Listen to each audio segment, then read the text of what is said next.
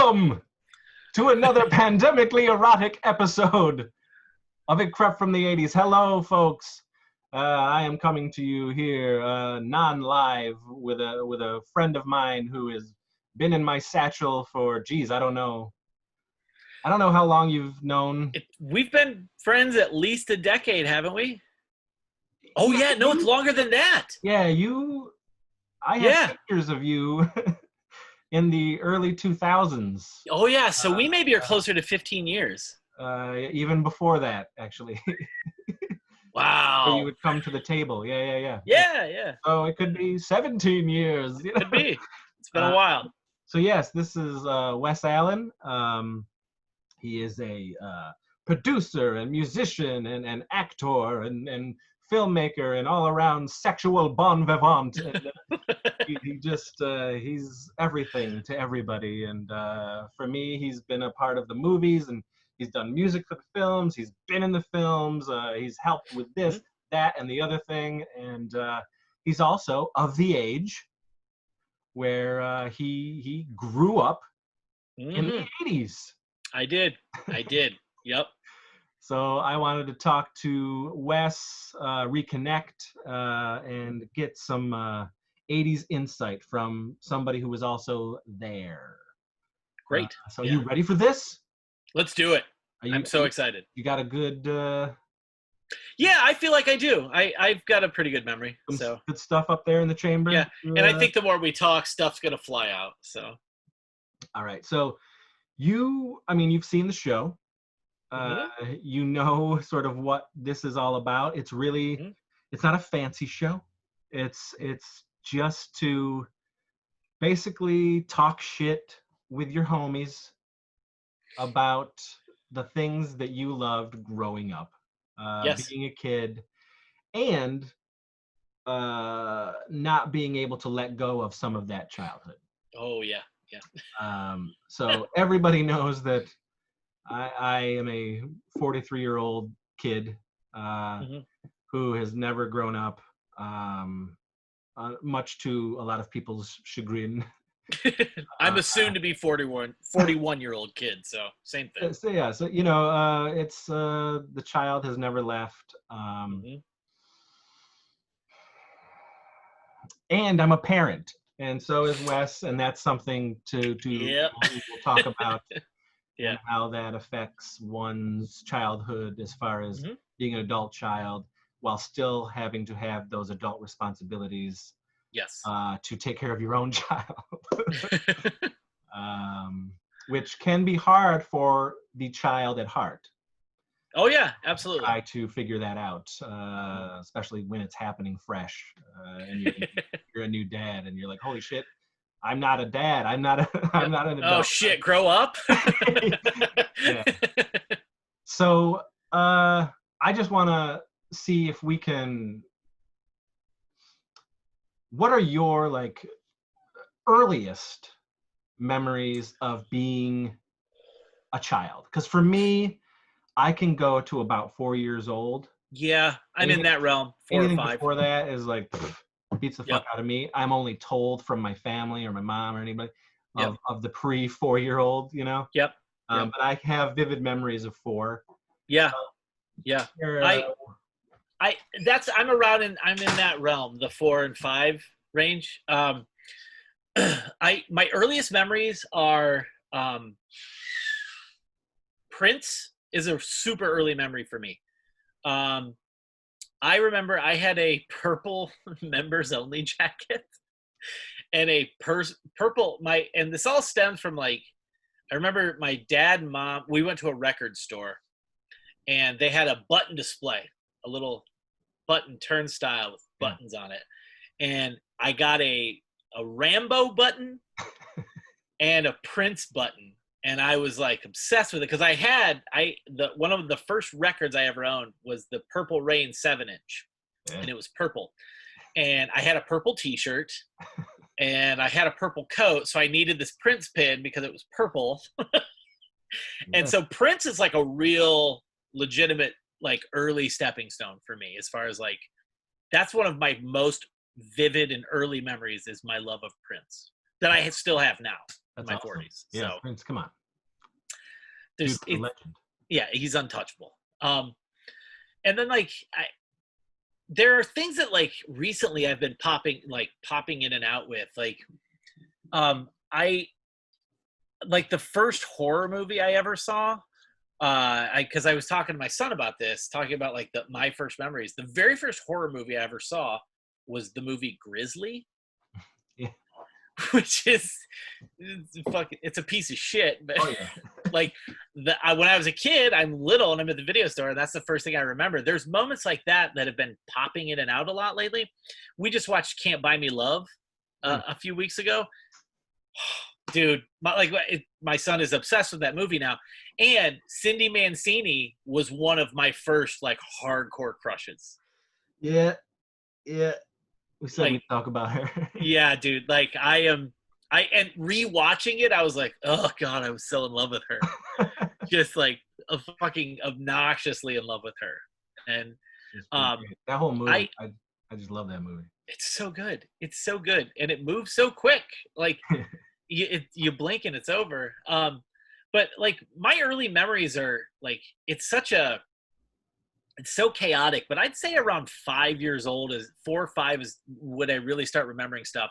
And I always go back to my first pop culture memory being of Prince. That really, really sticks with me is Prince.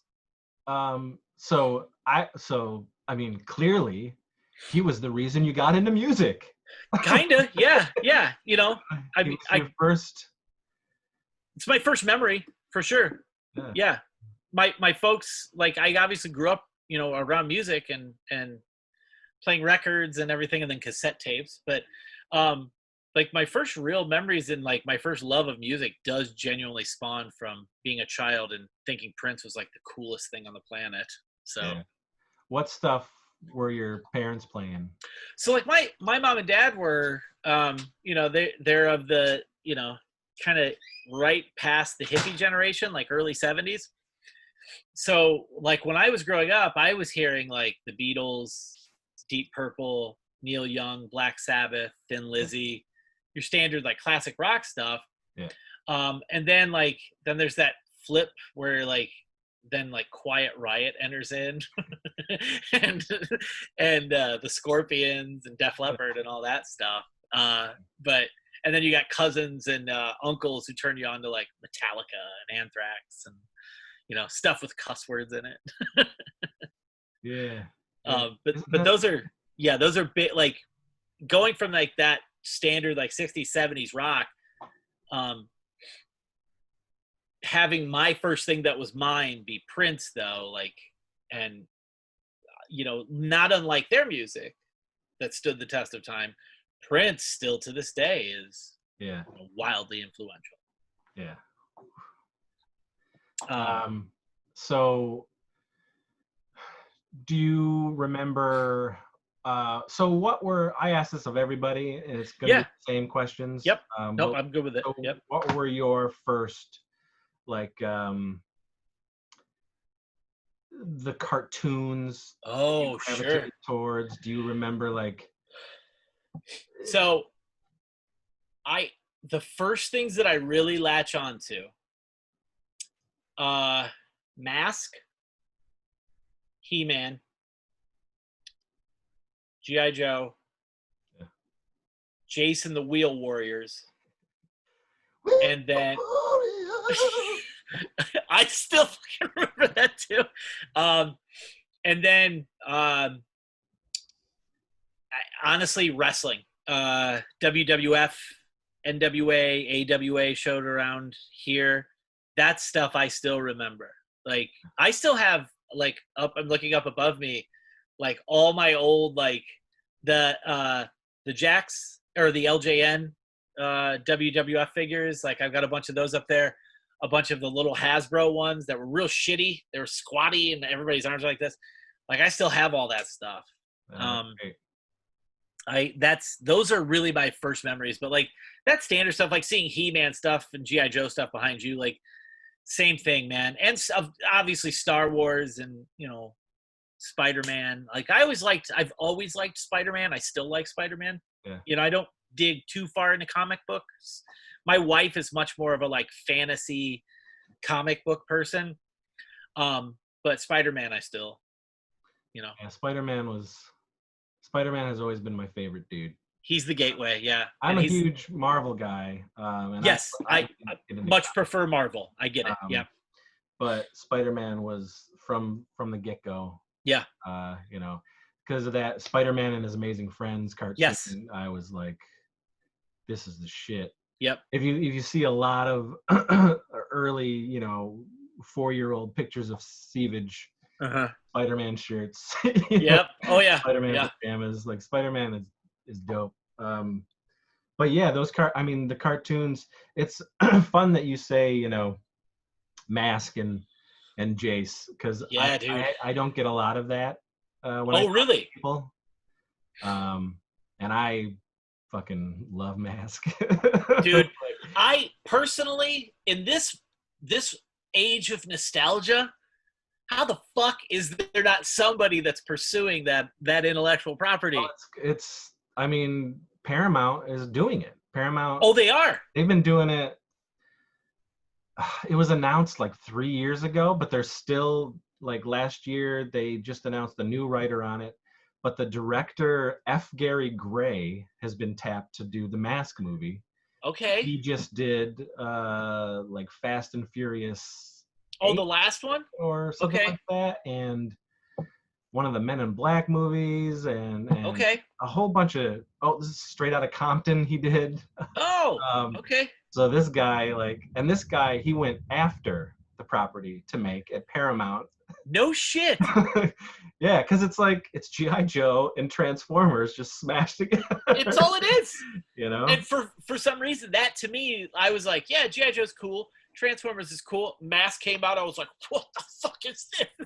Had to have everything. My brother and I, the last time he was home, that came up, and I was like, you remember Mask, right? He's like, of course I remember Mask.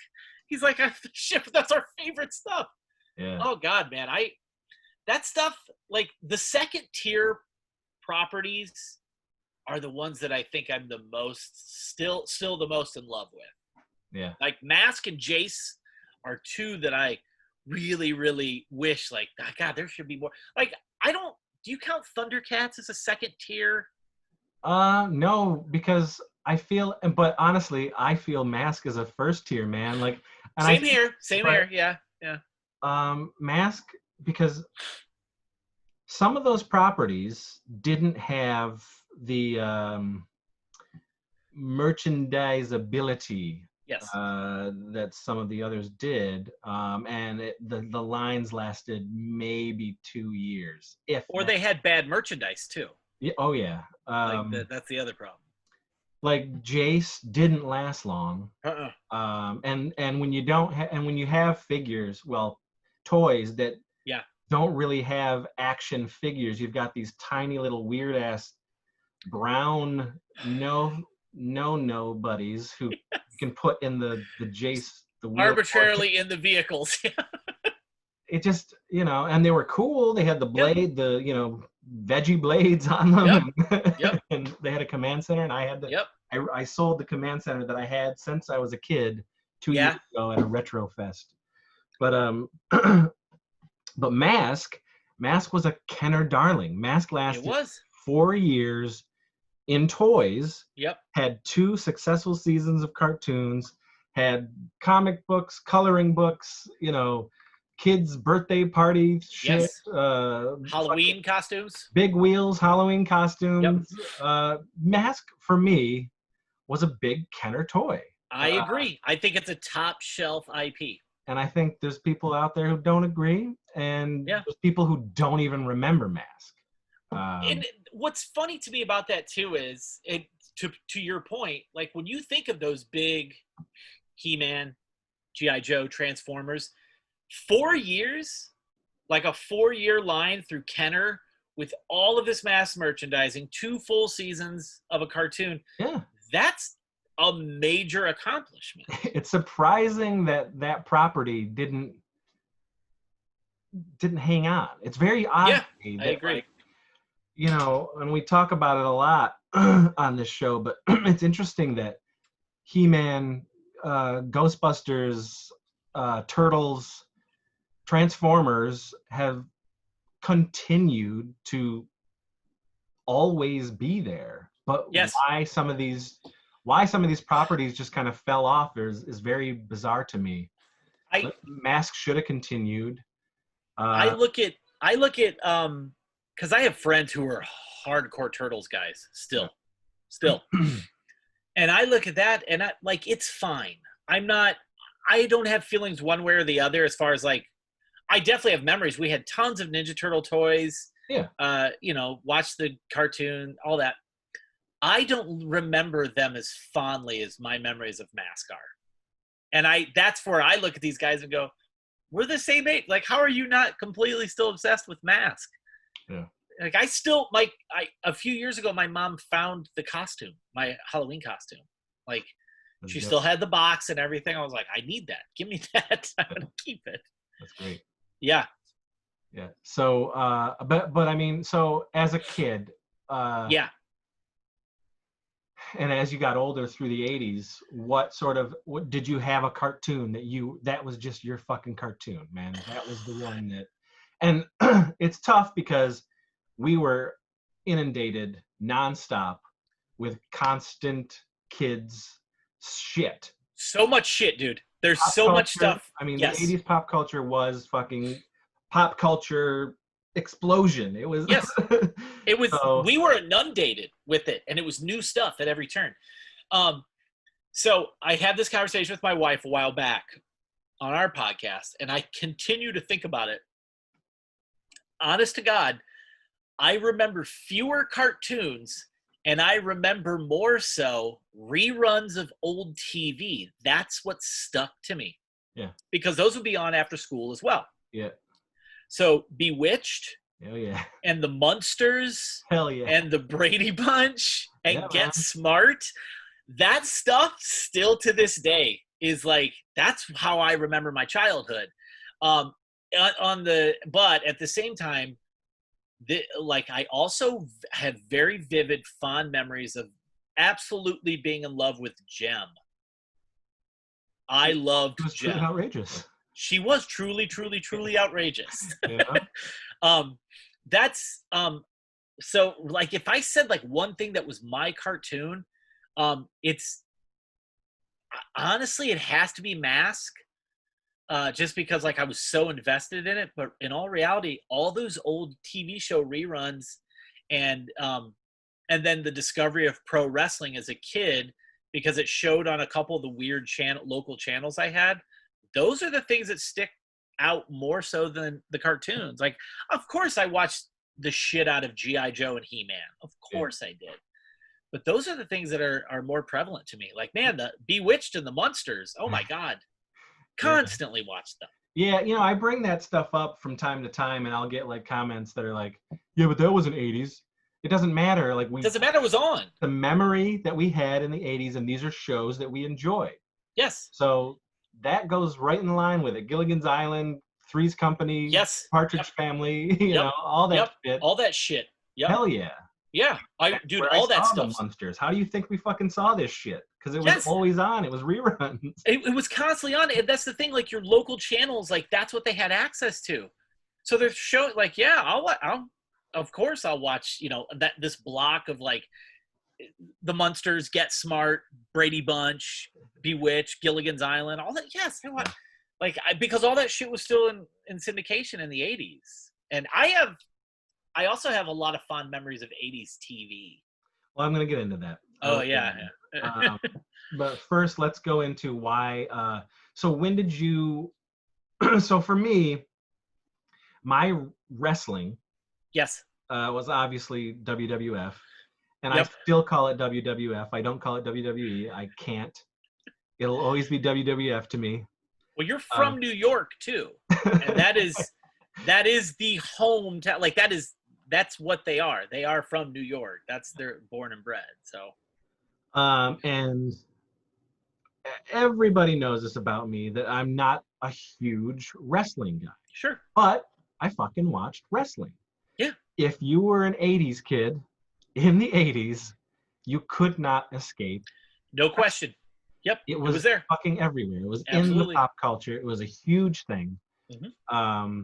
And I had my favorites. But so I saw wrestling, and I don't know if it was like this for everybody, but yeah, for our stations in New York, wrestling came on right after the cartoons were ended. Yes.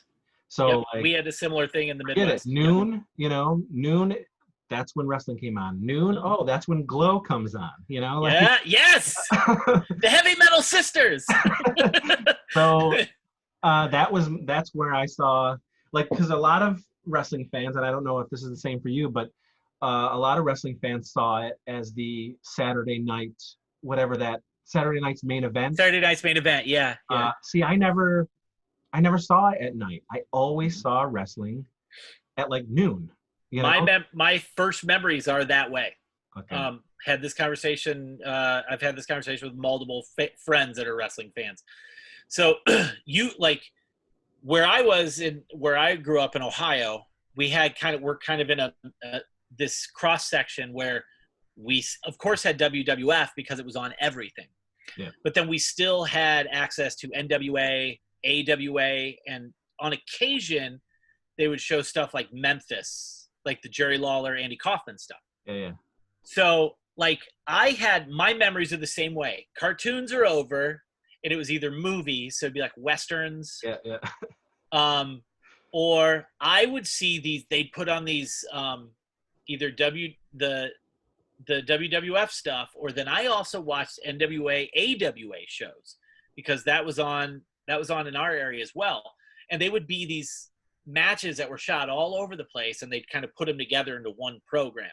Okay. So like those are my first memories of like seeing guys like Bruiser Brody and Abdullah the Butcher and Ric Flair and Dusty Rhodes. That's my first memories of them. And then on top of that, you had the WWF, Hulk Hogan, Iron Sheik, Andre the Giant, Roddy Piper. Of course I have those memories, but I have a much more like strong Saturday memory of cartoons are over. I can either watch some fucking Western or I can flip to the other station because I know they're going to have wrestling matches on. Yeah, it's funny. Like I would see the other wrestling, Yeah. And I would see what I would see is like a dark fucking, arena or whatever it was, a dark fucking garage or something. Smoke-filled place, yeah. Yeah, with like these old sweaty dudes up there trying to wrestle, and I was like, they all look like your uncle. And I was like, I don't think so. And so WWF was always like, this is the colorful and cartoony, and everyone is theatrical, and that's what I gravitated towards. Of course. It's funny, I've talked about it before, and in the wrestling episode, I talk about like what appealed to me most about wrestling were the antics. Of course. The theatrics, the characters. Yeah. It was like the wrestling was secondary to me. I didn't care because honestly, even as a kid, I was like, they're not even fucking touching. You know what I mean? Like some of these boots to the face aren't hitting the face. I believe Chewbacca's real still, and I can tell that's fake. Yes, that's me. Yes, Chewbacca was real, but this shit, that foot didn't hit his face. Oh yeah, dude. I'm the same. Like anybody that says otherwise is full of shit. When we were kids, we were like, oh, look, I'm watching this for work rate. No, you're fucking not. You want to see what dipshit stuff they do. That's why Bruiser Brody, the first time I saw Brody and Abdullah, and this giant wild guy with huge hair and this big beard and furry boots is swinging a chain and running at fans, I was like, what the fuck am I watching? This is the craziest shit I've ever seen. And then Abdullah the Butcher is wearing these pointy boots. He's this big fat guy wearing a thing over his head. And he sticks a fork in his forehead and shit. Like, that's what I'm watching for. That's total chaos. That's what I'm here for. And now, as an adult, I appreciate wrestling. I still like the stupidity of it, but I appreciate the athleticism far more than I did as a kid. Oh, yeah. Oh, absolutely. Regardless of if their moves and everything are planned out, whatever, we all know that. Yep. But what they're doing is fascinating. Fucking nuts. And that's what happens when you're an adult. You can look at it and go, holy shit, I can't fathom doing Yeah, that yeah, in my yeah. body. And I'm doubly amazed at what they're doing. I'm like, Yes, yeah, if I'm bored by the fucking storyline yeah, or whatever character they fucking dream up this yep. week, at least I'm like, yeah, but look at these guys flying all over the fucking place. I agree. I agree completely, man. I am 100% in agreement with you. Like and the funny thing is, like right now in modern wrestling, like there is this huge upswing of independent wrestlers who are character driven, Yeah. doing the crazy character antics that we grew up with. There's that's why I like AEW. of course, yeah. Well, like some of that is going away with WWF, and even though the storylines are there and you still got that shit. Yep.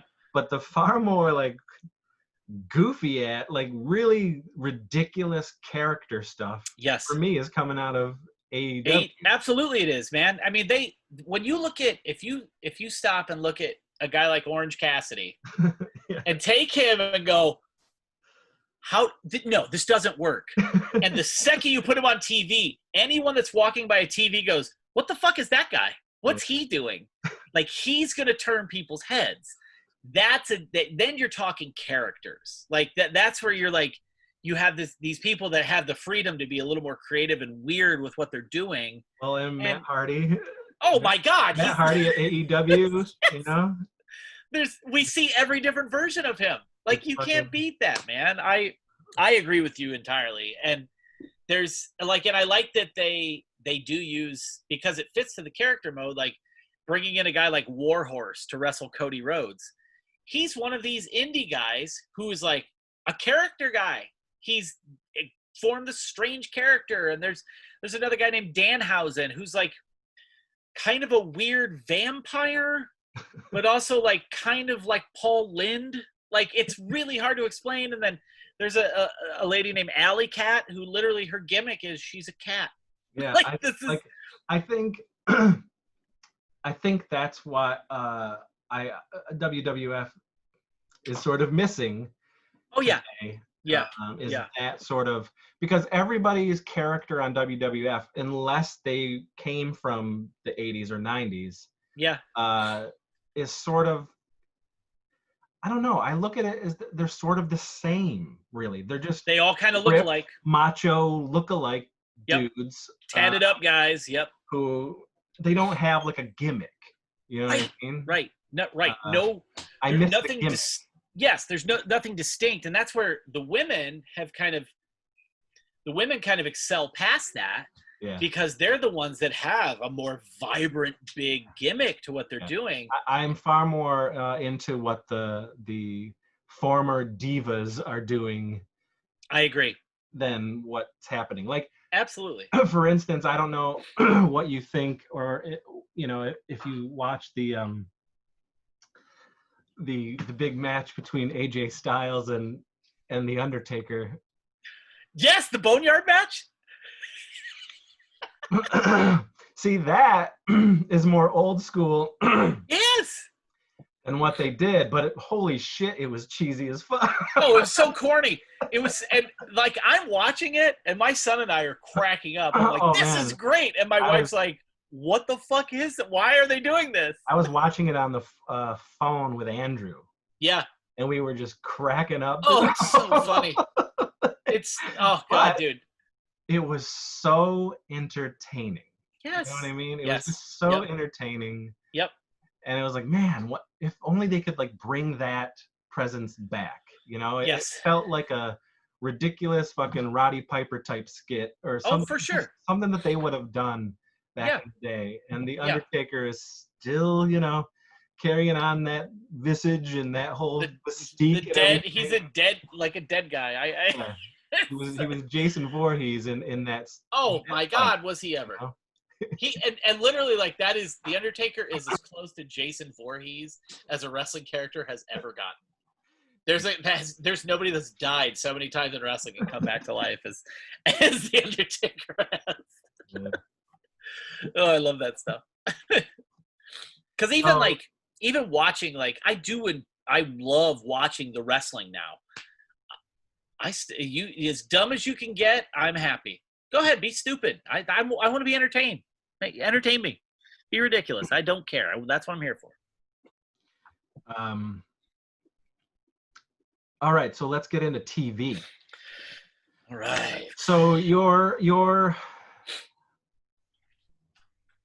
I don't know if it's going to be similar to mine, where I had both the TV that I watched myself and the TV that sort of like, well, because my family was on and my family were watching it, I was sitting there watching it. Yeah, I got a little bit of that too. They didn't make me necessarily, but I just found myself sitting and watching television with a lot of my family. So of course. I have that broad sort of, we could have the dramas, we could have the you know, Murder She Wrotes, but and shit like that, but we can Cagney and Lacey. Yes. Yeah. But we can have Different Strokes, and we can have Growing Pains, and we can have shit like that. Silver Spoons. Silver Spoons. Hell yeah. So what are your like memories of television, and what did you gravitate towards? And is there something now as an adult that you still sort of like, man, you know, this is still a good show to me. Right. Something that you look fondly on. So I have a similar trajectory as far as like my TV memories, because I remember Hill Street Blues, Cagney and Lacey. I have memories of All in the Family. Yeah. Oh yeah. I have memories of Maude. Oh shit. But then I also like what was the one with Valerie Bertinelli? I remember that one too. That was Too Close. Oh no, it was what the fuck is it? I know what you're talking about. Got the pervy handyman, right? Yeah, Schneider. Schneider. Shit, what the fuck is it? Yeah, because I like it. I like that show. So do I. Fuck. I can't remember the name. That one is in there. For me. I can remember the theme song too. This is it. I just can't remember the fucking name of the show. I'm gonna look it up because it's gonna bother me, and I should have an '80s card taken away because it was fucking good. For me, the first like real big one for me was Who's the Boss. That's a big one. Oh yeah. That's my first crush. One Day at a Time. One Day at a Time. There we go. Yeah, I can see Schneider's fucking outfit. I get it mixed up with Too Close for Comfort because that was also there's another one. Yep. Ed Knight. Yeah. And he was an artist, and he had a puppet and shit like that. Yeah. I have like the first true love of TV I had. I'm pretty sure I can correlate that back to Who's the Boss. Yeah, love it. Because I love Angela. Samantha. I loved Mona. I loved Alyssa Milano. Like that's the first like celebrity crush for me is her. But then like I know for a fact I love Different Strokes. I loved Facts of Life. Oof. I loved speaking my language. Michael J. Fox. Shit, Jesus. Family Ties, which was a big deal because it's set in Ohio, and I'm from Ohio. Who's the Boss is a big deal. And I really, really loved, although this pulls into the early 90s, the Wonder Years. That's fine, yeah. I mean, it started in 88. Yep, was major for me. Oh, yeah. All stuff that I love, yeah. Dude, and still to this day, like, the Wonder Years, like, that's a really good way to tell stories. Honestly, a lot of this stuff holds up for me. Yeah, sure. You know, I'll see a lot of people kind of poo-poo 80s stuff and like, man, it's so dated and shit like that. But I don't have that. And maybe it's because I am so, you know, drenched in 80s sweat and it's just a part of who I am. Yeah. I can't let that go. I'm not blinded by something that's shitty. I will call it out, you know, regardless of my love of it. Yeah. Fact is, the Masters of the Universe is a fucking terrible cartoon. Yeah. But I still love the property. I still watch the stupid TV show. I have the goddamn thing on DVD. Yep. I know it's terrible, but as a Of kid, course. we didn't care. No, I didn't care But about that. these shows we're talking about, Facts of Life, Different Strokes, all these fucking shows were good shows. And Yes. I still watch them as an adult, and they are actually really good.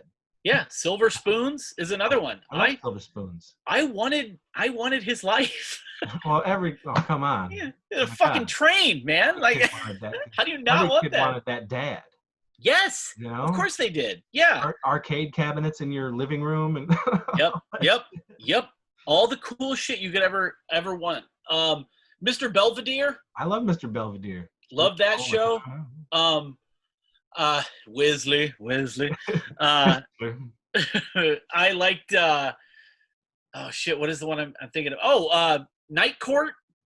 Night Court was a show that I watched with my grandfather. Yeah, I watched that with my dad. You know, Night Court was. I watched a lot of those types of, like, I watched the Cosby Show with my family. Yep. You know, my fucking, because I lived with my great grandfather, my great grandmother, and my great aunt. I lived with all these people. This was my growing up. My mom, you know, I had a relationship with my mom, but she was so young. She was 16 when she had me. Yep. She lived right down the street. My other grandma lived in another house, you know, like, yeah, we're all around. We just had different dynamics. Like, my mom and my uncles were the ones who got me into everything that I love. Sure. And, you know, the people that I lived with, they tried to instill, like, values on me, but it wasn't because I'm a secret. But I saw this stuff. Yep. You know, my great grandfather, who's a fucking, you know, Cosby, he'd always be like, I love that colored show. You know, he'd say it all the fucking time, but he'd be like terribly racist. Yeah. You know, any other fucking time you were talking to him, because he was from that time. It's an old man. Put on the colored show. He was talking about Cosby. He'd go, that colored is so funny. Cool, Grandpa. Yeah. But all those shows. I'm trying to fathom my kid, like my son, hearing someone say that today and just be like, what the fuck are these people doing? Sign of the times, man. I also have fond memories of not Johnny Carson, but Dave Letterman. Yeah, I would stay up late and watch that shit. Yes. When I wasn't supposed to. Or like my parents would videotape, you know, would tape it with VCR. They'd tape that, and they would, and I do remember, what was the Second City show? SCTV? SCTV. I remember that too, because that's where I remember John Candy and Eugene Levy specifically from that. Yeah, that would come on for us. That would come on at like 11 o'clock at night or 11:30 on some weird fucking channel. Yep. I'd watch it. Yeah. That's how I would sneak and watch SNL. Yes, same. Yep. Yep. Obviously, not in the fucking 90s. I was of age and I could fucking stay up when I wanted to. But I'm talking about, you know, when Martin Short and all those guys were on there, and I'd stay up, Billy Crystal or Anthony Michael Hall and Robert Downey Yep. when they were on, and I would sneak and stay up and you know. Nope, I'm the same way. I would either sneak to watch it, or like I would stay the night at my grandma's. That's where I did all of my worst shit, because my grandma was just like not discerning at all. She would just be like, "Oh yeah, go ahead and rent." You know, that's why I got into horror, because she didn't check me on anything. Yeah. Anything. Yeah. You know, I would just rent all kinds of insane shit because of her. That's fine. Yeah. But yeah, the big one for me, the big ones are definitely Who's the Boss. And I'd have to say Family Ties. Those are the two major ones. Major. Those are great. And Punky Brewster. Oh, please give me. I fucking love Punky Brewster. The shit, man. So good. So have you like watched any of this stuff as an adult? Have you like? Yeah. Be it cartoons or television shows or anything, and just been like, huh, you know? Like, yeah, some of it, like on occasion I'll catch something like I would catch I remember catching episodes of Night Court on one of those and being like, these jokes are still funny. Yeah. This shit lands. Or like seeing some of the stuff with more levity to it in Family Ties. Still kind of like, oh, that's good. And I did make a point to watch some old episodes of Mask. And that shit's so good still. I love it so much. I still think those are good. And seeing some of the shit get a resurgence too, like She-Ra. Oh yeah. Like I think that's kind of cool. Seeing it. She-Ra actually, even now, She-Ra is a better show than He-Man. I agree completely. Yes. If I'm watching old episodes of either, I'm like, man, they really stepped it up for She-Ra and kind of like left He-Man in the dust. Like it was still like a 5-year-old mentality on He-Man. And they learned how to write. Is how She-Ra I always got to viewed it. about 7 years old, maybe 8 years old, and I was like, oh, okay. I feel like She-Ra is when they were like, oh no, we got to tell a story. Oh, okay. Yeah. Another cartoon we got to take it for a ride. We're not doing that. really holds up is Real Ghostbusters. Yes, it does. Yes, because they jokes are still good. They had a lot of comic book writers writing Real Ghostbusters. Yep. And there's actual stories being told in that cartoon. At least the first 2 seasons, because then they got way wackier and it became Slimer in the Real Ghostbusters and more kids. Yes, I remember. Yeah. That's about where I lost interest too. Yeah. Me too. Like that's where it loses its like, okay, like we're gonna make it about Slimer, okay? Or Alf. Wow. Alf is a TV show. I love Alf. Alf is so funny. But Alf, man. Hey Willie. Yeah, the end of that. Do you remember the end of Alf? I do. So it's one of the most weird, downbeat, terrible fucking endings to a television show. Who decided to end it that way? That left you for 10 years to figure out what the fuck was happening, and then they made a equally depressing television movie. Yeah. Yep. To sort of recap what happened. And nothing you don't feel any better. That was the worst part about it is you wait a decade. Resolution. And there's no resolution. And at that point, I was like, well, at least the cartoon was still silly enough. Oh yeah. Where it's like I don't know why the fuck they ended that way. I don't know. No one will ever convince me that was some Sopranos shit. Like, what are you fucking doing? Why are we doing this? Why did you end this way? Yeah. It's Alf. Don't stop believing. Oh, God, dude, I that ending is so maudlin and morbid. I as River was growing up, some of his favorite shows were Pee-wee's Playhouse and of course our kids are the same. But once it got to season 4 of Elf, he has only seen half of season 4. He's never seen the rest of season 4. Backing out of that. I think now he'd probably be like, he'd find some entertainment out of it and be like, what the fuck were they thinking? Yeah, yes. Yeah. But back, I was like, no, you don't need to see the end of Elf. No, it's so fucking, it's like a miserable German expressionism experiment. Like, why would you do this? This is supposed to be fun. Yeah. Like, all I wanted, honestly, was either Alf. I don't know. I guess at 40, I can be like, why couldn't it just be a happy ending where Alf just, he finally goes back to Melmac and everything's good. And, it's just such a weird, oh, God. Now they're like, you know what? We're going to steal him, and you don't know what happens to him. The government's going to come take Alf away, and you got to deal with it. What gross E.T. shit. That's why I hate E.T. I hate that movie. But I love E.T. I can't do it. My wife loves it. There's something, maybe I need to rewatch it with my daughter, because I feel like when I rewatch shit with my kids, I'm like, oh, okay, I don't hate that.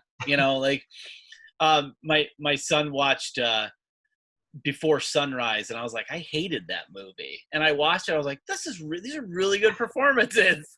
This is really these are two actors that are really going for it. And then I'm like, oh, I hated the people I watched it with. That's why I didn't like the movie. Yeah, I love E.T. Yeah. Oh, I got to rewatch it then. Is it? I mean, did you ever cry at ET? Oh, fucking horribly. Yes. See, I still cry at ET. And I will cry. 100%. For the longest time, that's why I didn't go back to it. Because I was like, man, why do I want to watch a movie that I know I'm just gonna be a mess? I agree with you. And, yes. But then I was like, but it's such a great movie, and I don't care. You know. I did that with Old Yeller. And I can cry at the drop of a hat. I fucking cried at the end of Monster Squad when Phoebe and fucking Frankenstein are like. Oh yeah, dude. I'm the same way. I movies and TV make me cry constantly, dude. I cry when I watch wrestling. Like if the emotion and the storytelling is there, like last year watching Minoru Suzuki and Jushin Thunder Liger have their last match, and Liger's a guy I grew up watching. And then after the match, after it ends, you think, oh, my God, Suzuki's going to attack him after pinning him. And he drops and bows to him. I was just like, oh, my God, this is beautiful. This is a 20-year-old story. Like, I'm a fucking sap. Like, Old Yeller, I have not watched since I was a kid because my parents showed me Old Yeller. We had a yellow lab.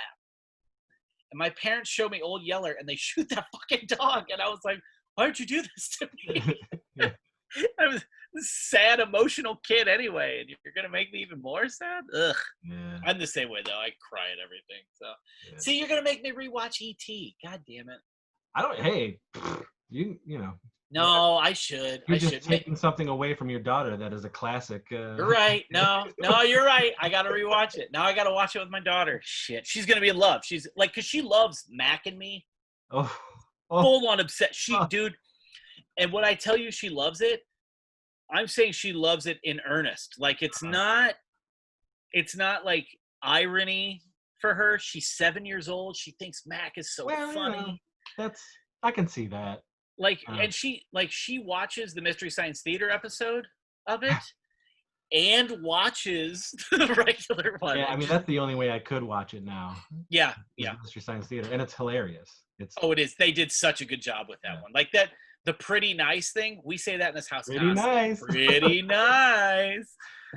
But yeah, dude, we have Mac and Me on Blu-ray because she loves it that much. We actually have a giant Subway poster that someone gave me as a gift for her of Mac and Me. Oh no, it's funny because like my wife's 9 years younger than me. Sure. And so she is a full-on 90s kid. Oh yeah.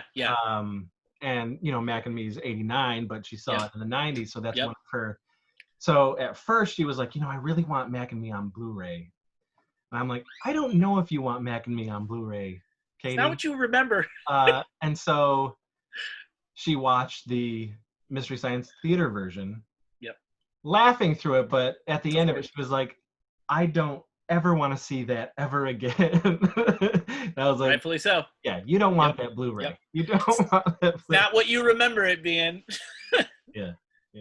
Like she's gotten so much use out of that movie. Like I that movie paid for itself immediately. That's funny. Yeah, that and Crybaby are her. I like Crybaby. I love it too. Oh, you know, just constant rotation for her. Constant rotation. But you know, you're talking to a guy who likes the Garbage Pail Kids movie. Man, I got no gripe with it. It's terrible. I know that it's terrible. It's horrible, but I'll still watch it and enjoy it. It's like Killer Clowns. These aren't good, but I still like them. I think it's quite enjoyable. Or Meatballs. Terrible movie. I like all 4 Meatballs movies. Yep, same here. Police Academy. Two, I think is actually genuinely a fucking hilarious movie. It is funny. Meatballs 2. Yeah, it is funny. I love Meatballs 3. There's so much titty in Meatballs 3. It's great. Patrick Dempsey, it's right at that, you know, sweet spot before he goes into, you know, paying people to love him and Yep. But yeah. But Police Academy, you could never hear me say a bad thing about Police Academy. Like Citizens on Patrol. 1 through 4 for me are the top Gold. And 3 and 4 are my favorite Police Academy movies. Yes, same. And same folks, if you want to hear more about Police Academy, go on down in the channel, and we do a whole hour-long episode. I think it's an hour and a half of just Police Academy. It's me and Bobby Heckman and Chris. Bobby, yeah, he loves that series. Yeah. Oh yeah. So Yeah. Citizens on Patrol, I still laugh at every fucking joke. It's fucking great. God. Great. Oh, so good. So who's the boss? Who's the boss? What were your thoughts when you heard that it was coming back?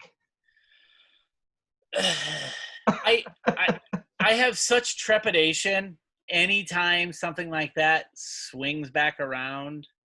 Like it feels like a very dangerous. For me, not dangerous, but like, you're really gonna tarnish something. For me, I don't mind. Yeah. And I'm not a sacred cow guy. Like nothing's off limits. Same way I am with remakes. Sure, same. I don't care because you're always going to have what you love, and you'll never have to deal with the remake ever again. That movie didn't go away just because they made another one. So that's kind of how I am with TV shows, especially TV shows that pick up many years after. And I saw Full House do it. Yeah. And I didn't 100% get connected into this Fuller House thing. But when I saw that they were successful at what they did, I was like, it could work.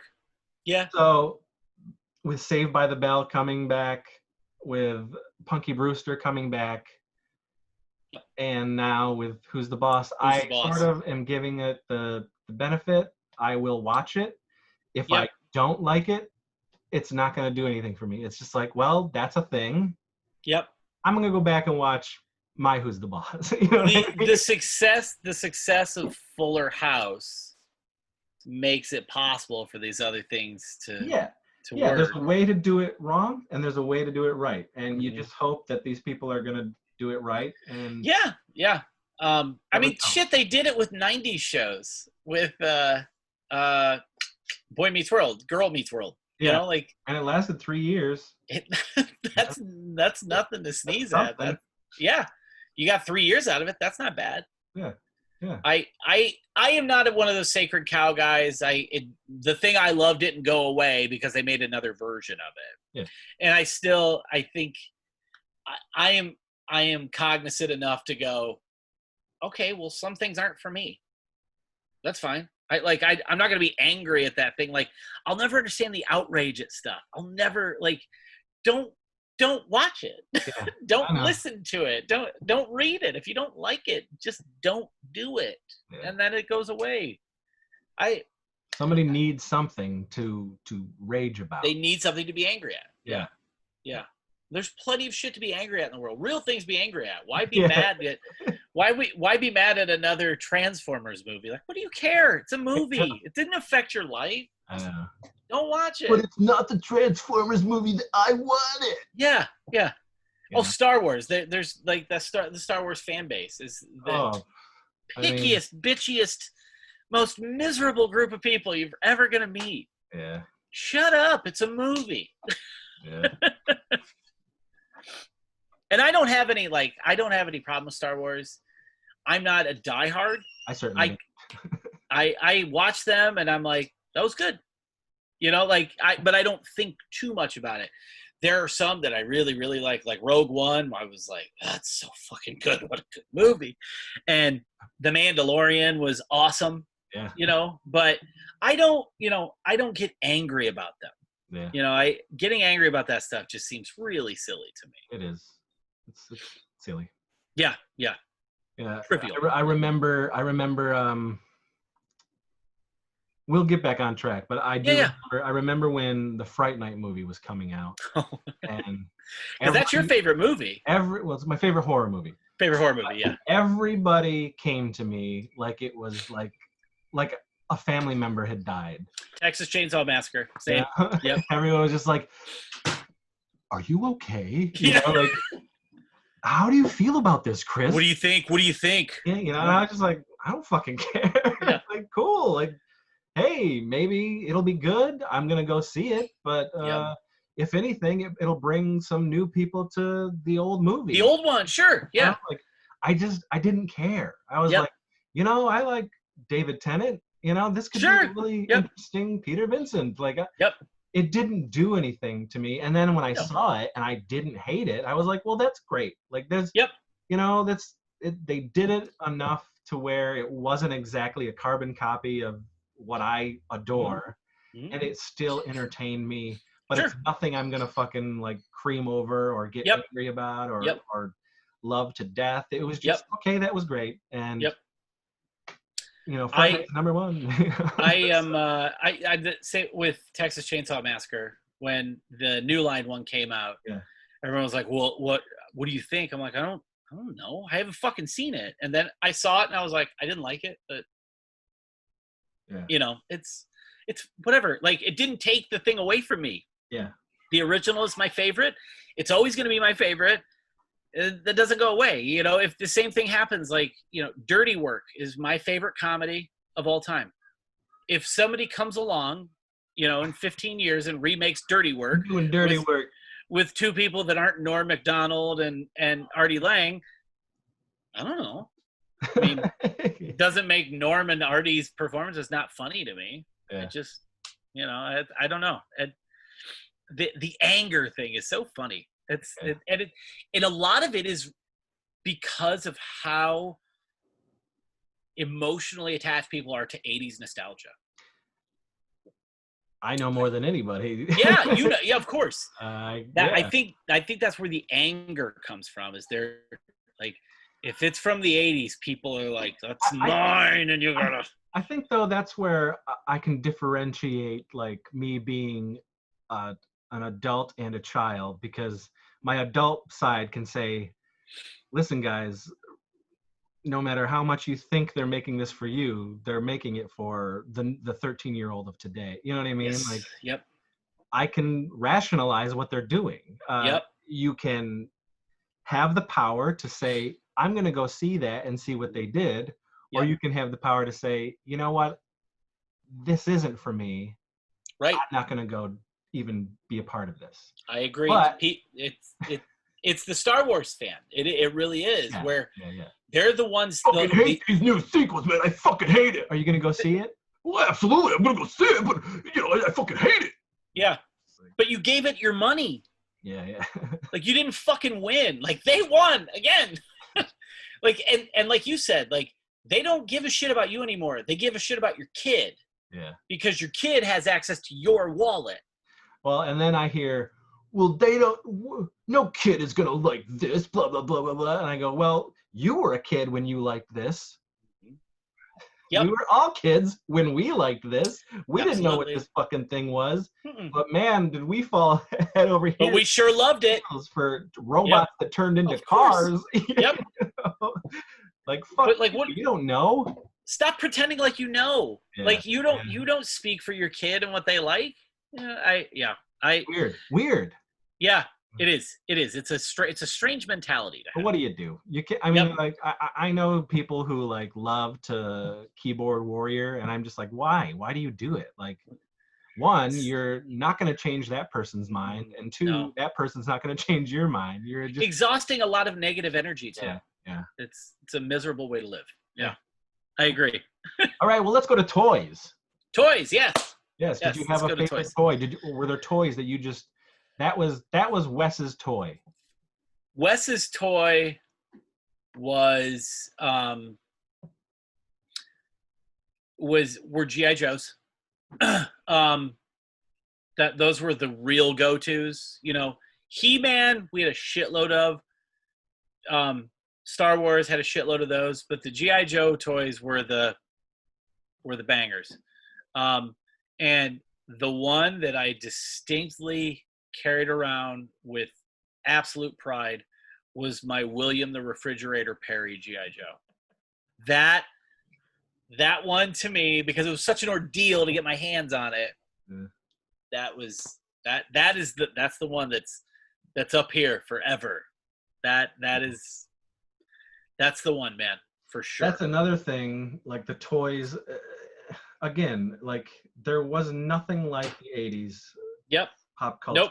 I mean, really, not even it close. Really did explode. And we kids had the fucking riches, and we didn't know it at the time. Had no clue. Yep. We just didn't, because we were just one thing right after another. We were constantly like fucking companies were G.I. Joe. He-Man, Yeah. Thundercats, Yeah. Mask. Oh my god. It was an assembly line of like, here's my new fad. Transformers, you know. Ghostbusters. Yep. It just was like, yeah. It was constant. And then when the wrestling toys came out, oh my god. Yeah. You know, like I got to get all those. It was nonstop, man. Not like, and like, do kids have that now? Yes, but it is so different than what we had. Yeah, it's a way different approach to how this stuff is rolled out because IP is so much different now than it was then. Actually, some of that stuff is still what we had. You know, it's just like still going strong. Walk a toy aisle, you'll find the same shit, man. There's still a Star Wars section. Turtles, you know. Yep. Still wrestling toys. G.I. Joe's back. Yep. Yeah, came back. It's all there, man. Until He-Man is just launched again. He-Man is God. Because they did, and they even did like a crossover line with the WWE. Yeah, I remember that. Yeah. Just that's so crazy. They did it in the classics line, and they did it for these new ones. And that was what's funny about those is they were a pseudo test. Yeah. To see if this would fly again, you know. Yep. Taking what we grew up with mold, adding the new articulation, but adding the wrestling thing to it. Right. Masters of the WWE, whatever. Yep. And it sure as hell worked. I mean, it worked. They sell. So I mean, they found a way to make that work, but then keeping these IPs moving, or then giving them new life. G.I. Joe is fucking coming back strong. Masters of the Universe is coming back strong. They both have cartoons and movies coming. Yep. They have all new toy lines. They've got new merchandise coming out the butt for 2021. Yep. It's insane. I love it. I love it. As a fan, I love it. I know my limitations. I know what I'm going after. And, you know, to some extent, they know they got my money just because of who I am. Of course. Yeah. But I also love that they are catering to kids. I love that. I really do, that they're trying to make this stuff fun and amazing and exciting. Yep, they're kids' toys, for kids. Sure. Yep. And you know, as a nostalgia junkie, I really appreciate it. And it warms my heart. And it's good to some people, like, I don't know if do you try to go after any of that stuff? Like, do you have a refrigerator, Perry? You know, do you I check every once in a while for it still. Yeah. I still have some of the stuff that I held on to as a kid. Yeah. I still have my one Ric Flair with the robe. And that's a big deal to me. I have what else am I looking at up there? Like a bunch of my old LJNs up there that are beat to shit. But I'm trying to get Roddy. Roddy Piper back. He's hard to find without paying a lot. With his kilt. Yep. That's expensive. Very. Yep. I have the Macho Man, the Hasbro ones. I have the Macho Man with his belt, and that's another one of my prized possessions. Yeah. See, I don't have that one. Roddy was always my favorite. I have the Twin Towers. I have the Bushwhackers. I have the Rockers. I have the $1 Million Man with the belt. Got the Warrior. And then I have you can't see it really well, but I actually have a Bruiser Brody back here on the card that is carded. Forget it. Like at first I wanted to go after a lot of this stuff carded, but holy shit. It's a needle in a haystack, man. And really, I mean, if I want a Roddy carded, it's close to $500. Yes. It's not worth it. No, not even close. So I'll take it loose. Yep. If I'm not paying $500, I'm good with that. Yeah. So that's not like a. I still would like to get my hands on. I'd like to go back and get some of the Mask and Jace stuff. I see it every once in a while when I go to things. Yeah. Where I'm like, oh, that's cool, but I'm like, it's so shitty. It's in such bad shape. Like I would feel stupid buying it. But I would like to get my hands on some of that stuff again, man. You're gonna whip something out and make me jealous. I can tell.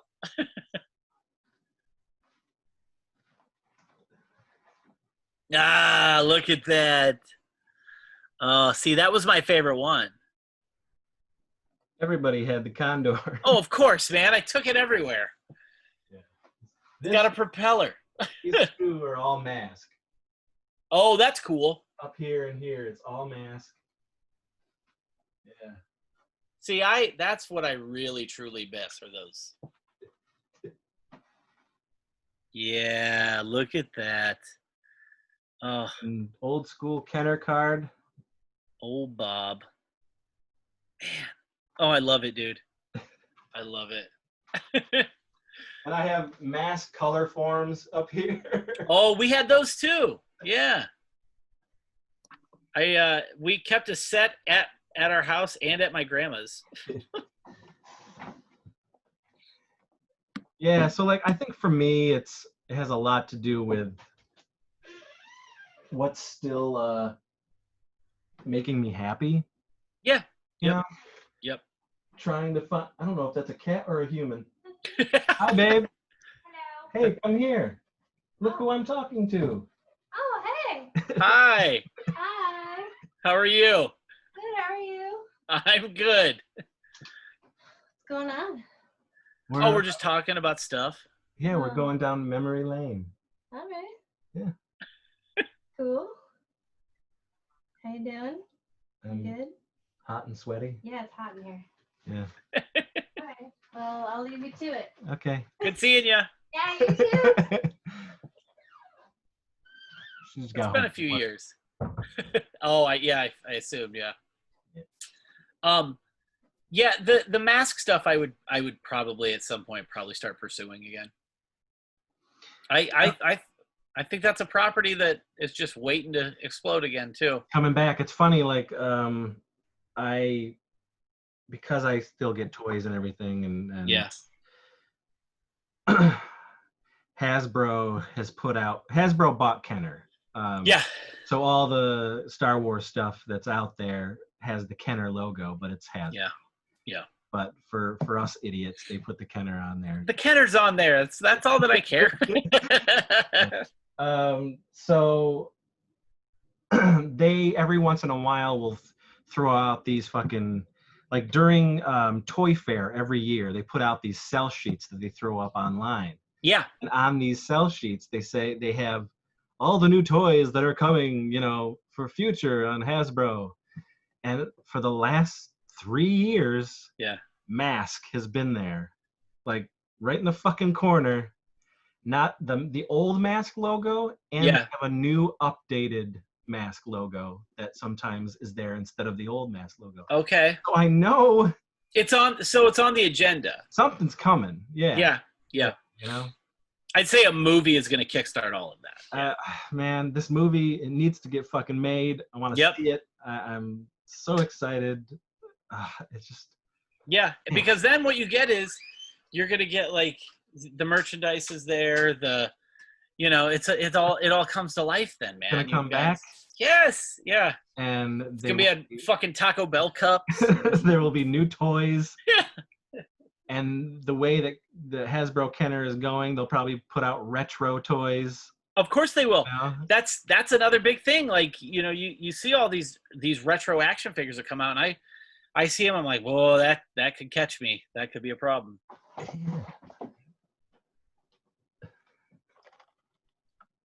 Oh, look at that. This is the Kenner Retro. They're so nice, though. God, Yeah, they're nice. They just were like, let's put out what we did in 1986. Now, are those in stores? These are in stores. Yeah. What retailers are carrying them? Right now, Walmart. Just Walmart? Okay. Yeah. Like the Masters line, See, these are the See, okay, I've seen those. Yeah. these are the new Masters, and right now they're only Walmart.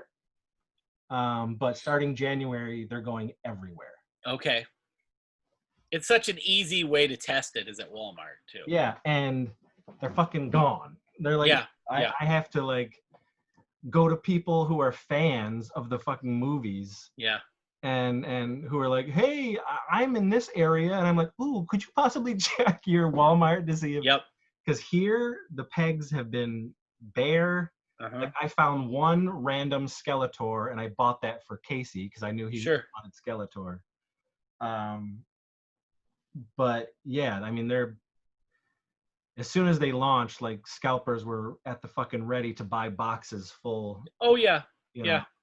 We keep looking for the AEW figures, and they're gone every time. They're gone. They're gone. There's no, like they can't keep up. And I was gonna pick up what's his fucking name? Jericho. I was gonna get Jericho, and I saw the prototype for Orange Cassidy, so I want Orange Cassidy when he comes out. Yep. My daughter is like obsessed with Jungle Boy.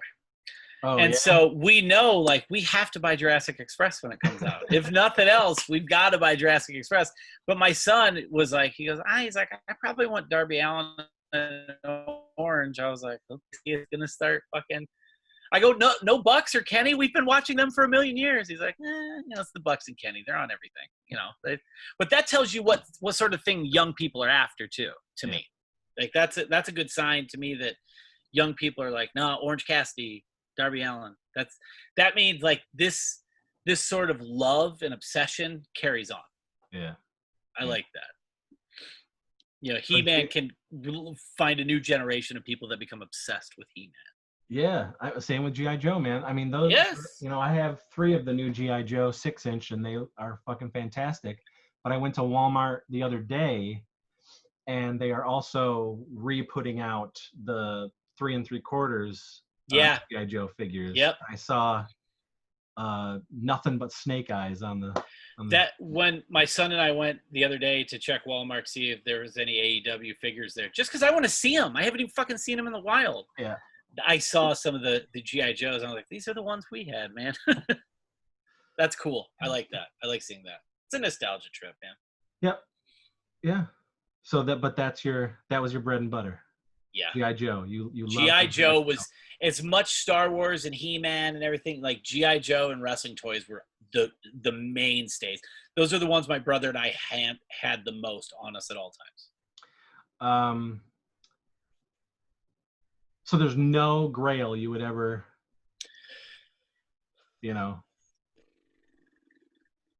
Yeah, there is a Grail.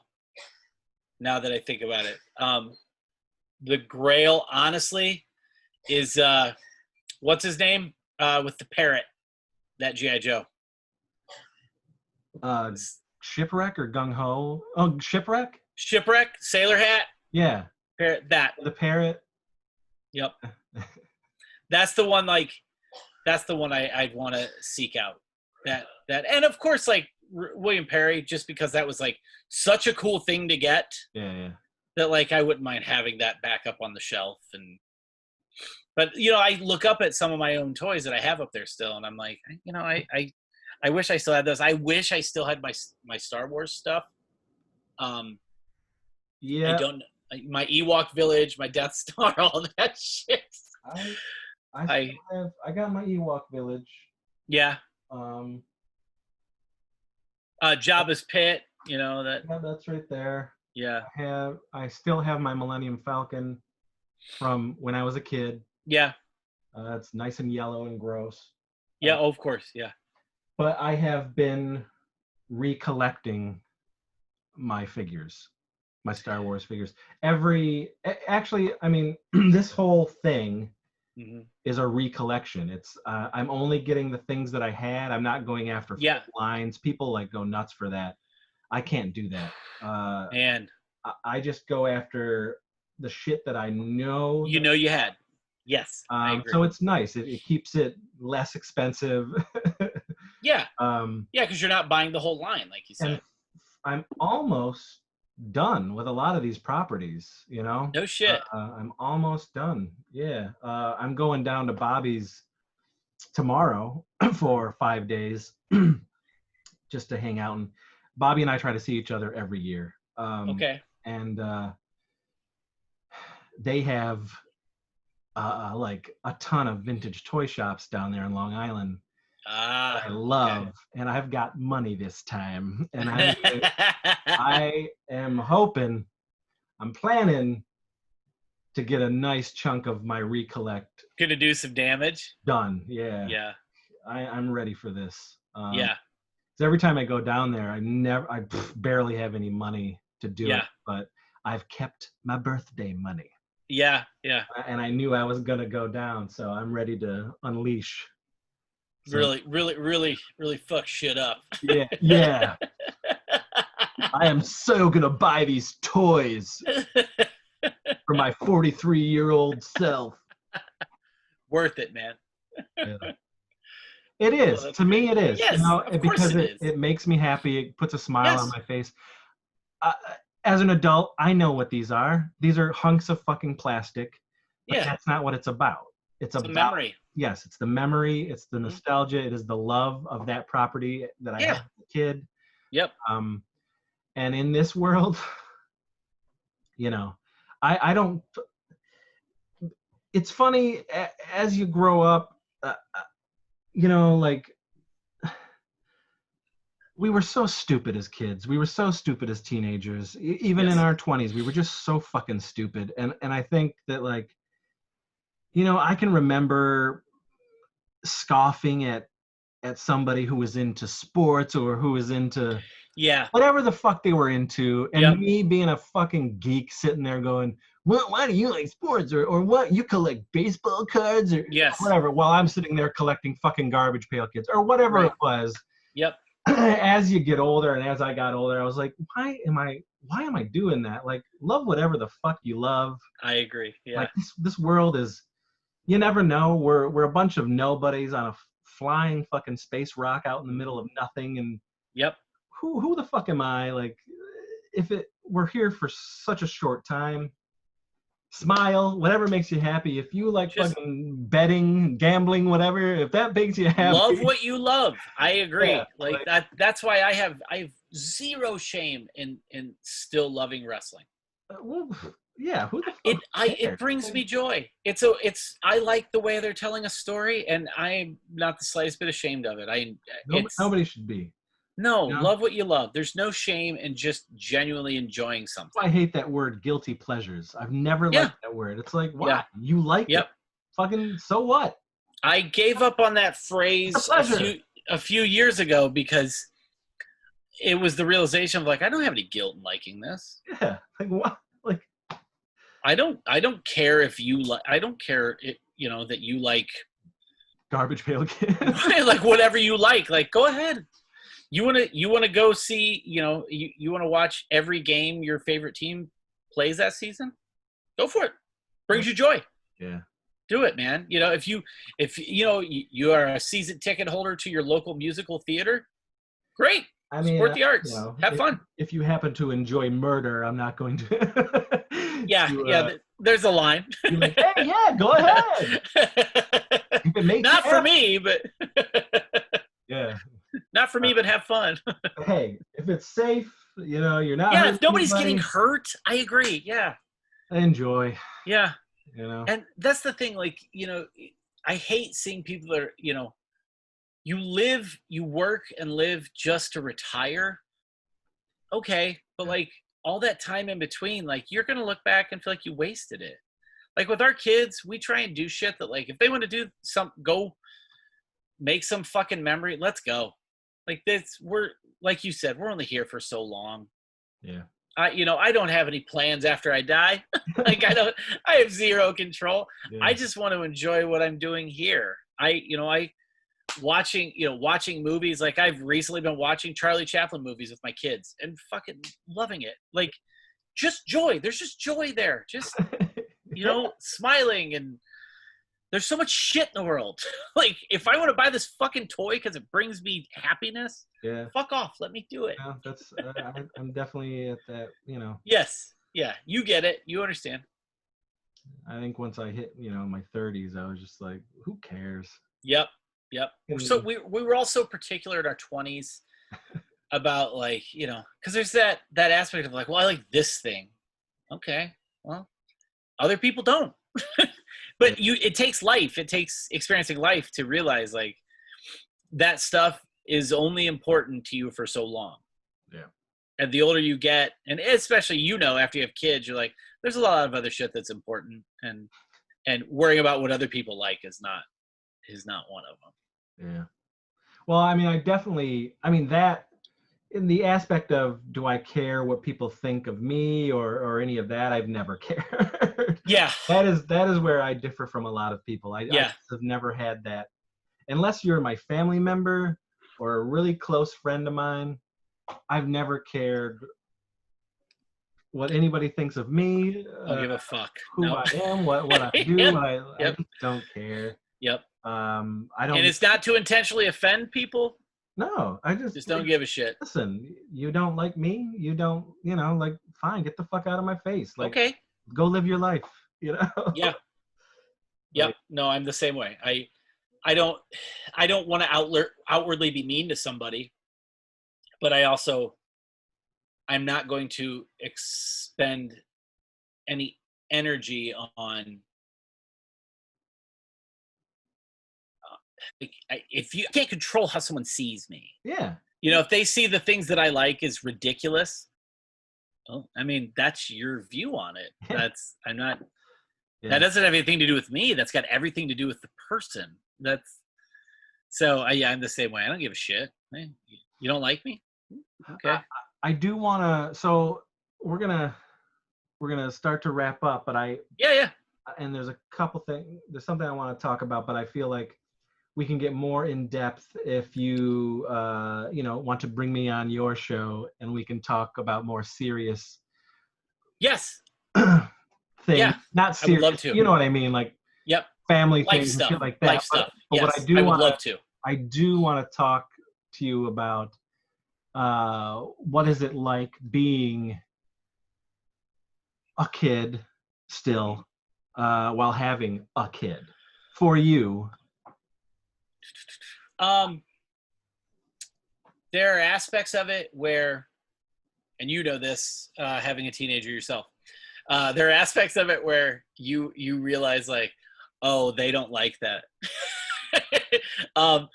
And you're like, oh, I should probably stop talking about that because they're clearly bored out of their minds. But I love the thing that it's done for my wife and I, is being kids and raising kids, is it allows us to feel zero guilt in making a memory for our children. We found that it is more beneficial, and they will gain more from taking advantage of an experience and going somewhere to do some crazy thing. That is more beneficial. And that is what I get so much joy out of, like, buying my son, like, all of these action figures for Christmas, or buying my daughter, like, she's into this thing, so we buy her this whole line of these things for Christmas. There's so much joy in that, because it's the same feeling I get buying that shit for myself times 10. Yeah. And then sharing things with your kids that they end up liking. Yeah. Oh my God, there's nothing better. Like watching my son watch movies like Can't Buy Me Love, or watching Just One of the Guys, or Valley Girl, and him just being like, these are so good. I'm like, right? They are good. And seeing, like, that aesthetic seriously, like, make an impact with him, that feels so good. That's such a great feeling to know that, like, the things that I'm like, these are just this crazy shit that I love, and then show it to my son who's like, I love this too. It's like, it justifies it. You know what I mean? Yeah. Like, there's a justification there of, like my wife is showing our daughter, because my wife loves Avatar, Last Airbender. Yeah. And she's been watching it with our daughter. And our daughter has gained the same obsession, and watching that happen for both of them is the bonding. Awesome. Yeah, excuse me. Yes, the bonding. Yeah. You bond over this mutual love of this. It's a thing, you know, but like the thing is important. Like in our house, it's, you know, film, music, like you guys, film, music, that sort of shit. Those are the same bonds that, like, I maybe didn't get to bond with all my friends over certain things, like movies. You know, I was kind of on an island there until I got into high school and met some friends that also liked horror movies and shit. But like, you know, shit that I would watch with my grandmother by myself, I'm watching now with my kids, and that's a wonderful moment to bond over with them, knowing like, hey, I take the thing that I did by myself, and now I get to transfer that to sharing a moment with my children, sharing that moment with my family. It's fucking awesome. Like watching my kid light up as he watches these fucking 80s movies and just be like, well, these are so great. Like, yeah, they are. And I'm glad that you see the same thing I see in them. I love that. Are you ever like bummed when he doesn't like something, you know?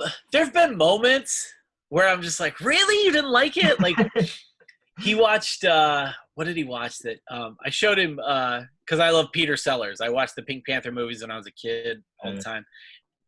And I showed him The Party, and he was like, I was like, what'd you think? He goes, there's a couple moments. He's like, but, you know, he's like, I don't know. I guess I don't get it. I was like, fuck, man. I think it's so funny. Yeah. I find it interesting what my kid locks onto and doesn't lock onto. Yeah, it is. It's fascinating, isn't it? It's very interesting to see. Because you're trying to get a perspective of what is aesthetically appealing to them. Yeah. What was it about this? Yes. To me that I loved, but to you, you're just like, I don't think so. Right. But yet, this movie is something we both are like, this is amazing. You know what I mean? Yeah.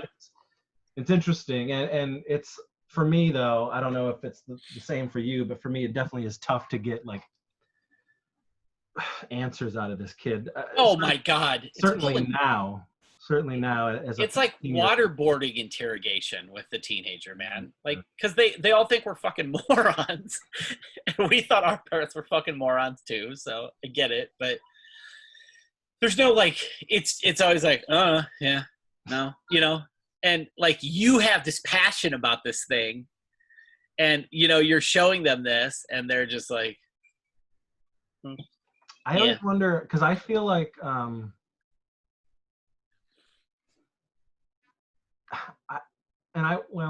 don't know. It's hard for me to relate because I have always sort of been the same Chris since I was young. And I've always loved the same shit over and over and over again. I've never really changed. So I didn't have a moment where most teenagers gave up certain things and then got into this stuff or did this and this and this and like experienced other things. I just wasn't that. I was always same old. But so I know that a lot of, because I experienced it as somebody who had friends who unlatched from me and became other people.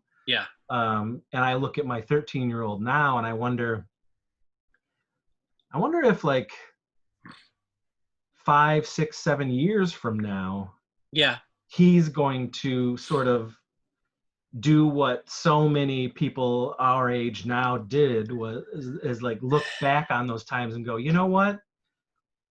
This was great, and I want to sort of, well, I guess what I'm saying is, so River acts too cool for fucking school right now. Like, of course. Like everything is just and I know this and I know that and I love this and I love this. When I know like a year ago he was totally into this and he was totally into that. So I'm wondering if like when he hits 20, he's gonna come back around and be like, you know what, Dad? I have nostalgia. This was a really great movie. Do you want to watch this movie? You want to get together? You want to go to like the movies? Yep. You want to go to the drive-in? I really like, when I was growing up, I liked this toy, and I want to get this toy, and I'm not too cool anymore, and I can enjoy Right. what I enjoyed. And Yep. I always think about like, man, one day something's gonna smack you in the face, and you're gonna be like, you know what, that wasn't that bad. And I wonder what it'll be for this generation too. I know. Because we had all this stuff we've been talking about that was just like an assembly line of crazy shit coming at us. Well, for me, I think because since he was born, I've been pushing everything 80s onto him. Yeah.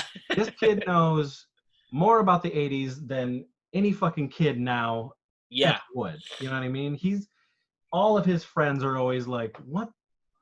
How do you know this? Yep. Because Yep. from an early age, I just shoved He-Man, just everything onto him. Uh-huh. So he has that weird, not only does he have now, but I think he's going to have nostalgia for the 80s stuff that he grew up with. I think that's like my son is the only one in his friend group that likes wrestling. Yeah. And he doesn't give a shit. Like, he loves it. It's just something he's always loved. And like his friends will ask questions because they're like, well, what about this and this? And he just rattles this stuff off that he knows because he's always been around it. Yeah. And I wonder if there's going to be a time where he just stops watching it and then circles back. Yeah. Because I've also seen those sort of things, like you said, where they're just too cool for school and just like, rolling their eyes at you. Like, one thing that he's done differently is like, it's constantly been like horror movies and cult movies with us. And we recently realized over the last year or so, like, he likes kind of artsy fartsy shit. So like, he's turning into one of these like Criterion people. Yeah. And so I was like, okay, we'll watch the Criterion. You will get the Criterion channel. And he just, he's tearing through these movies and loves them. And I see that and I go, oh, okay. All right. Well, that's fair. But like, I wonder if he's going to circle back around, like you said, in his 20s and be like, hey, let's watch, I don't know. Let's watch Slumber Party Massacre. Yeah. Yes. Let's do that. Let's watch that. Or something of his generation. Because there's shit like Trick or Treat. He loves that movie. Yeah. I mean, that sort of stuff, like, I don't see that going away for him, but I wonder if he will circle back around to it, like you're saying, in his 20s, and be like, man, fucking Sam. I need to go find all the Sam merch I used to. And I guess it's not necessarily the content or the merch or anything like that. I think for me, I just hope that he gets a sense of that he was a dick, that he was a turd. Yeah. Like, I gave up some time on something that I didn't need to. He has some perspective now, and he can be like, you know what, I like what I like, and this is me, and I don't know why I was ever like this, or I can totally 100% own that.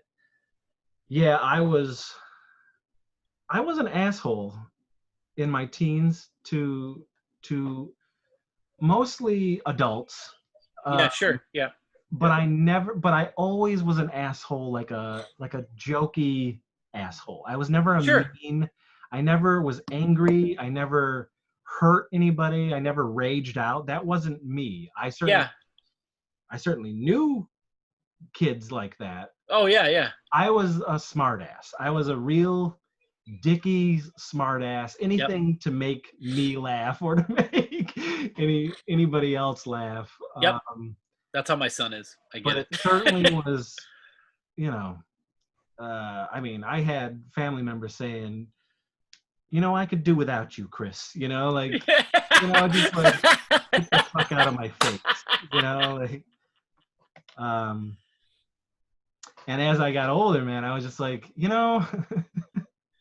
looking back on that, it was probably an asshole. I was a real dick, but in my way. Yeah. And that was probably worse my Yeah. way than a normal way to be a dick Sure, to somebody, sure. you know, because Yep. I relished it, and it Oh made yeah. me laugh, and Yeah, because you can, you're fucking stoking the fucking fire with people. yeah, you know, and I Yeah. was, yeah. So I can totally relate, and I get it, and I know all teenagers are fuck faces. I Oh, just they're get fucking assholes, man. Absolutely, because we were fucking jerks. it. Yeah. Like I was this fucking asshole teenage kid into punk rock who was like anything that anybody didn't like that I deemed as like wasn't punk. Fuck you, who gives a shit? Who fucking cares what they like? They don't give a shit that you like this obscure band that released one fucking album. Yeah. Fuck off. Let them like their music. Leave them alone. It's shit that now I wish I could take back, because now I can be like, Oasis is good. I get why people like. I try as much as possible to instill the good. Yeah, for sure.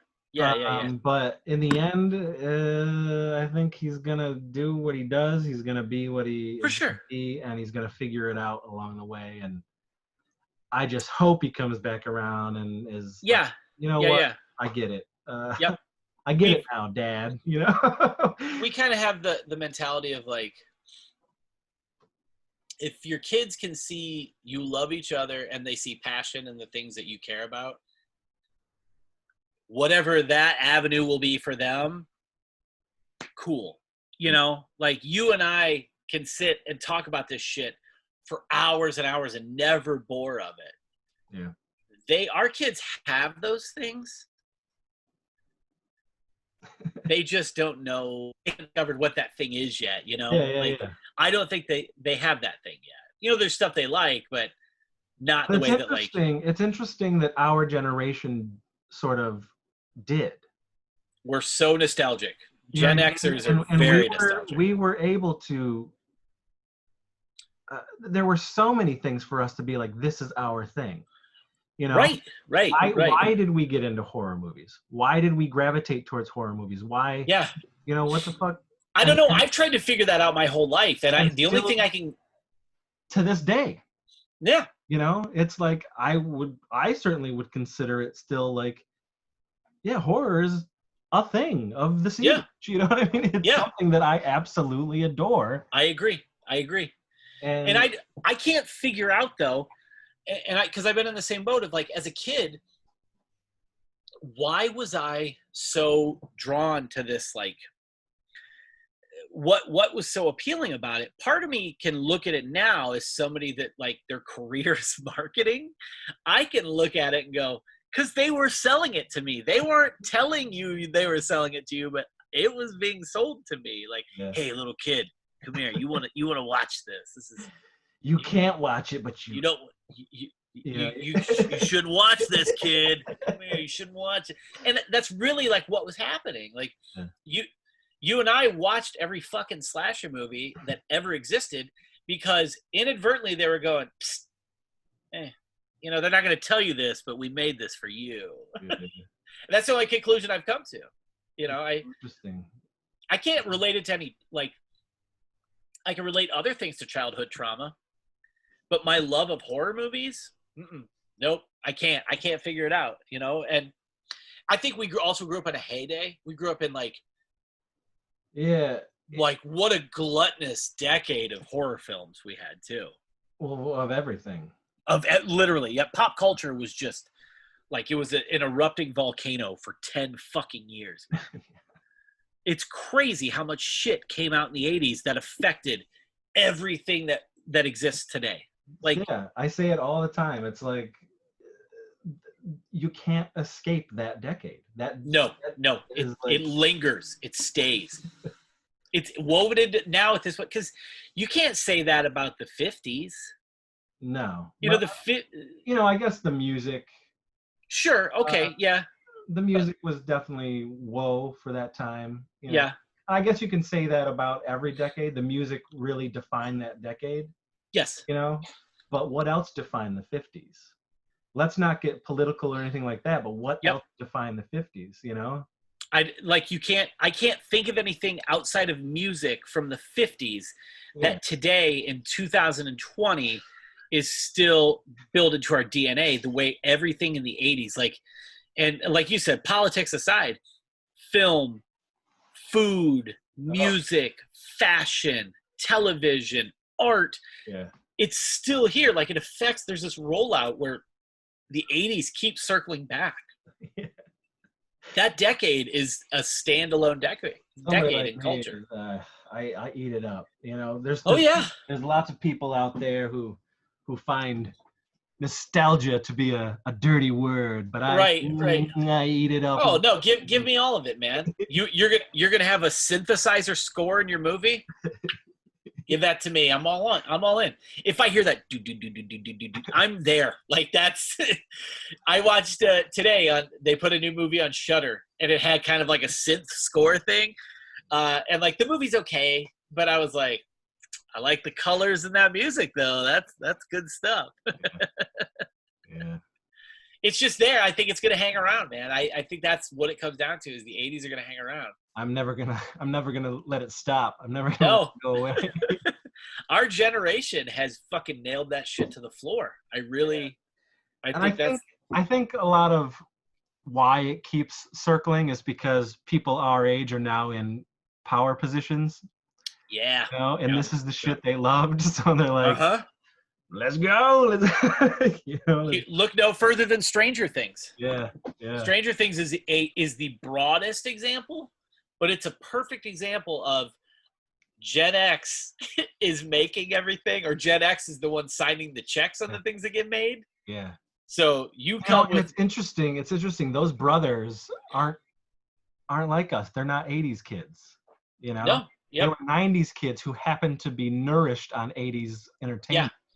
Yeah. You know, Do you feel like that that's what identifies a 90s kid though? Like, I do really think the bulk of 90s kids, the sustenance came from 80s, things that came from the 80s. Oh yeah, but you know though, like, I know so many 90s kids who really love that 90s shit. You know what I mean? They do. Yeah, for sure. Yeah. And Scream was their end all be all. Yeah. You're right. There is that, but then for sure I find it very odd and cool.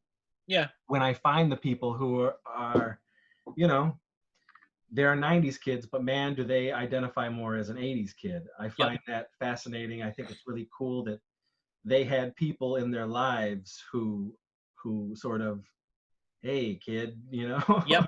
Well, if you look at using horror as a real, like, prime example, horror in the 90s was lackluster, we'll say. Yeah. Especially like that mid 90s, like, just rough. So like there was still that like clinging to, like, as far as like, if you like genre movies like that, that's, you still went back to that well every time because that's all that was there. Yeah. And you know, it wasn't until like the late 90s, like the Screams, and then all of the PG-13 stuff that came out, the I Know What You Did Last Summer, and Urban Legend, that stuff was just a take on what came out in the 80s anyway. So like it all, like, it, like, for as many things as define the 90s, you know, like, music completely changed in the 90s. I know. We went from we like that whole thing, that the whole shift with Nirvana, and then like hip hop really, like the mainstream, like hip hop really busted open in the 90s. So everything fucking changed with that. Alternative rock, hip hop, that altered the course of how pop culture was functioning. But film, nope. It did not. It didn't do shit. I always say that I feel like the 80s still permeated the 90s up until like 94, 95. Yeah. And then the 90s were the 90s. Yeah. Oh, yeah. Yep. That's when that decade came of age. I agree. And that's sort of where they lose me. But you know, I give the 90s shit. It's a running gag that I just absolutely loathe the 90s. And truth be told, I really don't like the decade as a whole. But if I'm honest, there's some really great shit that did come out of the 90s. There is. Personally, as a human being, a lot of amazing stuff happened to me in the 90s. Yeah. Yep. That I'll never forget and really sort of helped who I am today. I am the same way, man. Some of the music that I discovered in the 90s shaped my life. I can't act like that didn't have a profound effect on the things that I would go on to create and be a part of. And that's I don't listen, I don't know if there's other people like me who also poo-poo the 90s as much as I do. And I'm sure they don't, because I look at the world very differently than most people. I just happen to believe in my heart of hearts that the 80s were the best decade. Pivotal. And so just by that token, every other decade sucks. So, you know. Yeah, no, I get it, man. I'm coming from it, I guess, from that standpoint, because believe me, when we start getting into these special It Crept From the 90s episodes that we're planning, there's going to be a lot of shit that we love. Yo, for sure, man. Like, my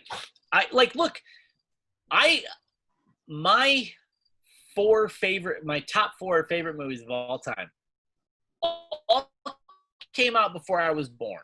All 4 of them. My all-time top 4 is Texas Chainsaw Massacre, Faster Pussycat Kill Kill, Night of the Living Dead, and Foxy Brown. Those are my 4.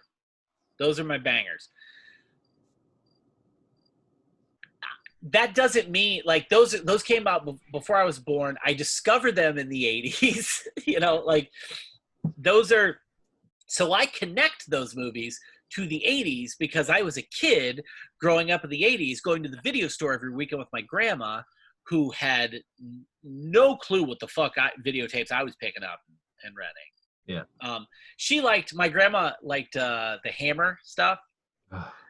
Like Christopher Lee, Peter Cushing. I love Hammer. Yeah, man. So I watched a shitload of... I didn't get into Hammer until probably 13, 14. Okay.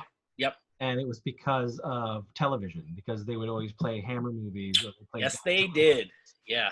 And that's sort of where I fell in love with Hammer, because our video store, while they rented a lot of fucking weird shit. And the reason I got into shot on video is because they were renting shot on video movies in the 90s when I was growing up. So they had a lot of weird shit, but for some reason there wasn't a lot of Hammer. There wasn't Hammer to rent. And if there was, boy, was it shit VHS, muddy quality garbage. So my Hammer experience was television. And obviously when, Anchor Bay started releasing clean letterbox version of Hammer movies, then I was like, oh, this is amazing. So I've always loved Hammer movies. I'm right there with your grandmama. Yeah, man. I have just as profound memories of those movies as anything. Like that, don't even fall into like my top 10, but like I attach that to memories with my grandmother. Like Night of the Living Dead is something like I associate that movie with being with my grandmother and watching that movie. And like, like Faster Pussycat, like was just one of those things where like, I thought the title sounded dirty, so I wanted to see it. And there was big titties on the cover. And so like you're just a little kid who wants to see something you're not supposed to see. But then I was like, oh man, this is like kind of a crazy movie. And and then like the slasher movies too. Like my son loves the movie Pieces. Fucking loves that movie. Loves it. That's weird. That I agree with you. Gravitated towards that movie. he thinks it's so funny and so like. I guess if he's entertained, if he's if he was coming at it from that movie is like, well, that's the thing. Like, for the sake of teenager arguments, he goes, no, it's a movie I love and it makes me happy. Therefore, it's a good movie. And I'm like, okay, technically, yes. Yeah. But I'm looking at it from the perspective of, is Pieces good? No, it's not good. No, but in the pantheon of, of horror movies that you're watching, go, I'm enjoying watching this. Okay. Like it makes you. I mean, you have a kid who loves Pieces. I know. You know what I mean? Yeah, that's dope. So he's gonna grow up. He's gonna meet some dude. And you gotta see this movie, Pieces, bro. That in itself is very cool. That's the fun part, right? Because we did that. Like, dude, have you ever seen this? Like, yeah. You remember the first time you see a really fucked up movie, and you're like, oh god, yeah, these exist. Like, this is gross. Yeah. I don't know, man. Like, I think that ultimately is kind of a cool aspect of it, that you don't have you don't have, like, it's less, I think as you get older, it's less about the thing and more about the memory that's attached to it. Yeah. So for me, like, Grizzly's first horror movie I ever saw, it's absolute dog shit. Yeah. I'll always own a copy of it because it makes me think of the first thing that I saw that, like, oh, what's this feeling? What do I... My first Nightmare on Elm Street I saw was Dream Warriors. It wasn't the first one. So that one... Mine definitely was the first one, but... that is my favorite. Dream Warriors is my favorite because that's the first one I watched. Yeah, so you would think that... Because my mom took me to see Nightmare on Elm Street. I was 7 years old. That's the movie that made me want a video camera and make movies. Yep. But why? Because I don't regard it as the best Nightmare movie. It didn't leave like any sort of like, I saw this horror movie with my mom in the theater. Yeah. Other than that, and other than it making me want to make a movie, I didn't, as an adult now, I'm not like, Nightmare on Elm Street is the greatest. It's like. Yep. I could take one. I could take it or leave it. It's a good movie, but it's not something that is like, nope. I'll always have that memory. Yes. But it ain't my favorite. No. And I like, that's a great example too, because like, I'm not a huge fan of the Nightmare on Elm Street movies. Like, I have friends that are diehard Freddy fans, and I'm like, yeah, I just feel like there's a lot of other horror movies that are better than that. But knowing that the first one I saw was Dream Warriors, again, I'm always attaching, like, there's always a memory attached. And then, like, oh, Dokken did the soundtrack? I love Dokken. So then there's the metalhead thing. Oh my god.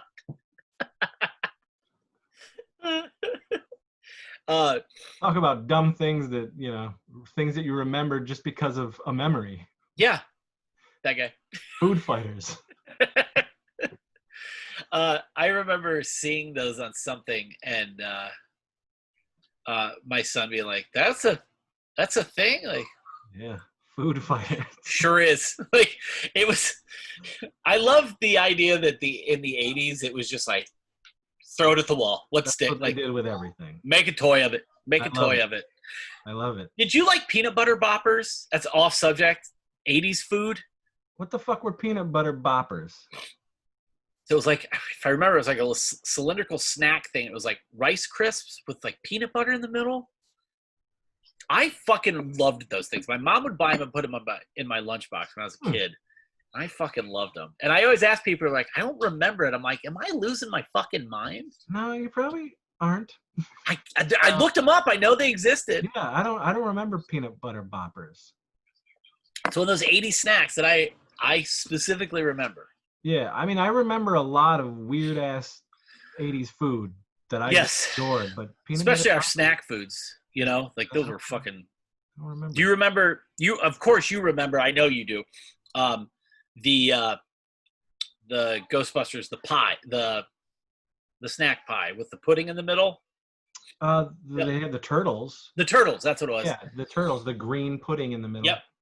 Yeah, Hostess, man. Yep. I remember buying those and being like, we got them. I never finished one.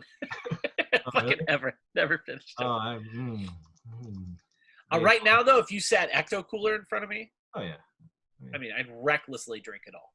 Yeah, I mean, you can still get Ecto Cooler. I know, and when it does come, like I love when it pops up and they're like, you can get Ecto Cooler store. Like, well, I'm gonna go fucking buy Ecto Cooler because it exists. I mean, you can get it. I tell this to everybody who's a nostalgia kid. Ecto Cooler is still on the shelf and has been on the shelf for years. You just don't know it's Ecto Cooler. What is it? It is Juicy Juice Orange Tangerine. It has been selling really, forever, and it's straight up Ecto Cooler.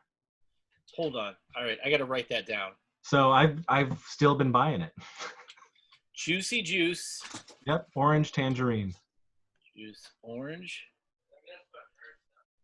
You can get it in big bottles, and you can get it in juice boxes. This is an epiphany. I had no idea that was fucking. I still get it. That blows me away. And for parties, sometimes I'll just put a little food coloring in it. Do you? Shake it up, and there's Ecto Cooler. And people love it, right? Because it's Ecto Cooler. Ecto Cooler. Yeah, like when you do those sleepovers. Yep. That. Yep. And sometimes I made I don't know if I have them here on the ready, but I made wrappers to go around your drinks that have the Ecto Cooler logo. So when you're drinking it, it's like you're drinking Every time you have those, I'm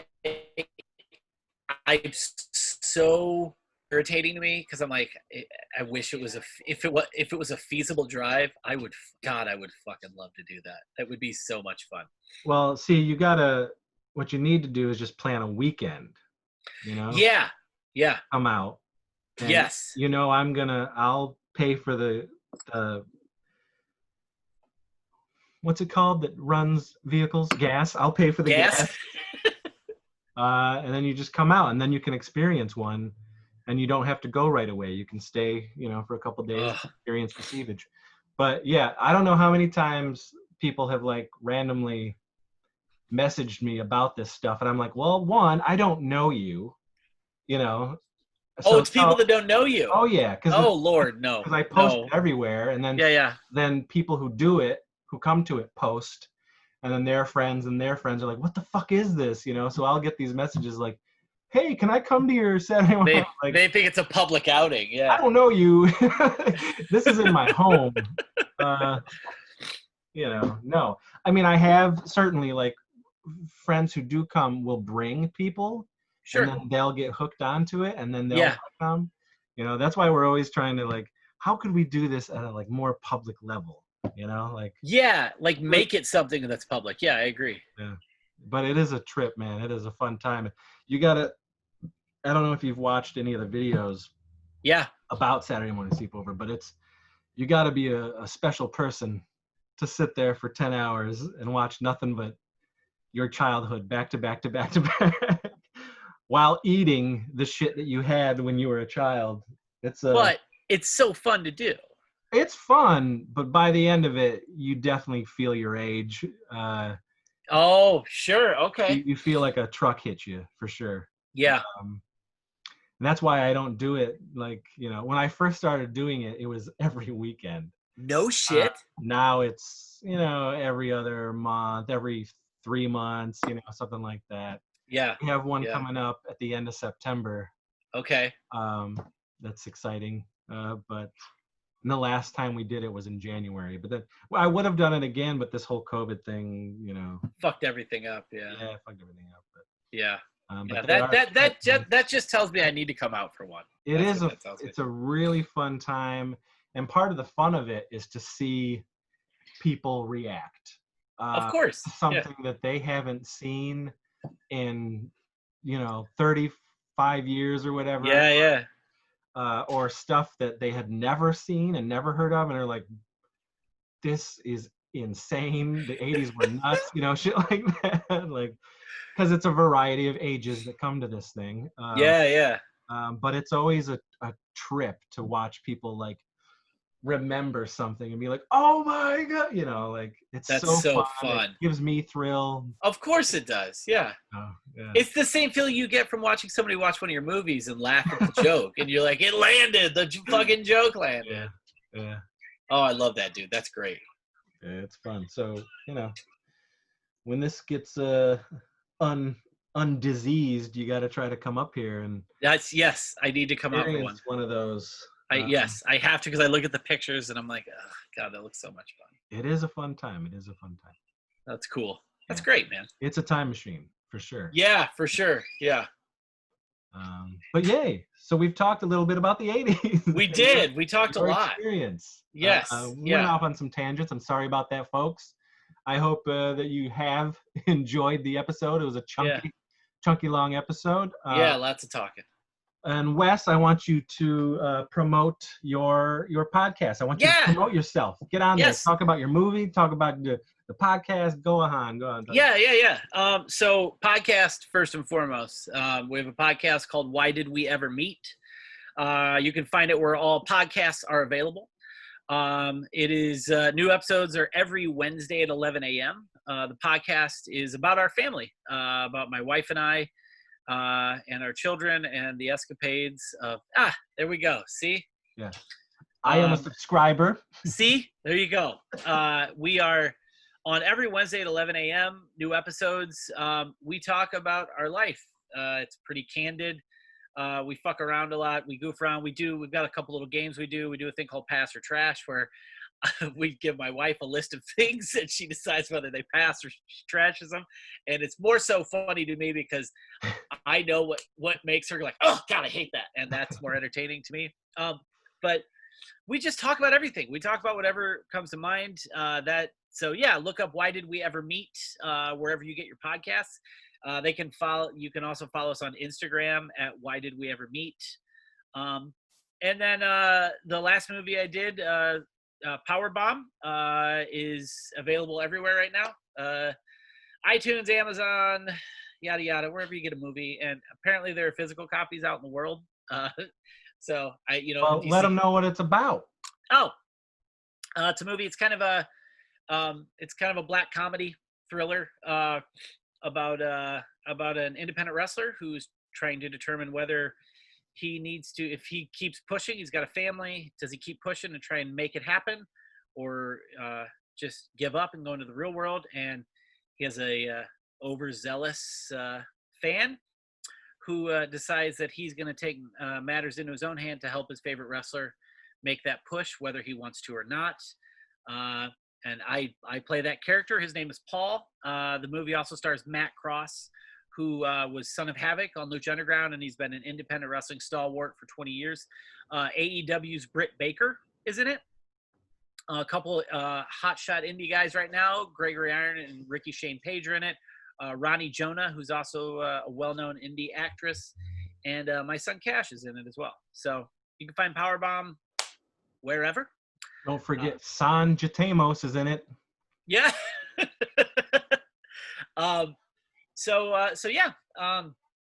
We had that. That came out earlier this year, and if you're a wrestling fan, if you like weird black comedies about absurd people, and these are ridiculous fucking people, check it out. And then we shot a short for the Deathcember anthology that will be out. It's a Christmas themed anthology that will be out sometime in the holidays. So keep an eye out for that. But Why Did We Ever Meet? You can get free entertainment every week from us. So. Thank you, Wes, and thank you for jaunting down your memory lane with me. I love it. I'm sure we will do it again sometime. And I would love to. We want to have you on our show. I want to get deep. Let's talk life. Yes, I'm gonna let you ask me the really hard hitting, deep, thick questions. That's what I'm after. I'm gonna. You may know the outer seavage, but I'm gonna let you in on the inner seavage. It's time for the world to peel back the folds and see what's inside. That's right. So, all right, everyone, for Crept from the 80s, we will see you on another epically, pandemically erotic episode of A Crept from the 80s. Goodbye. Later.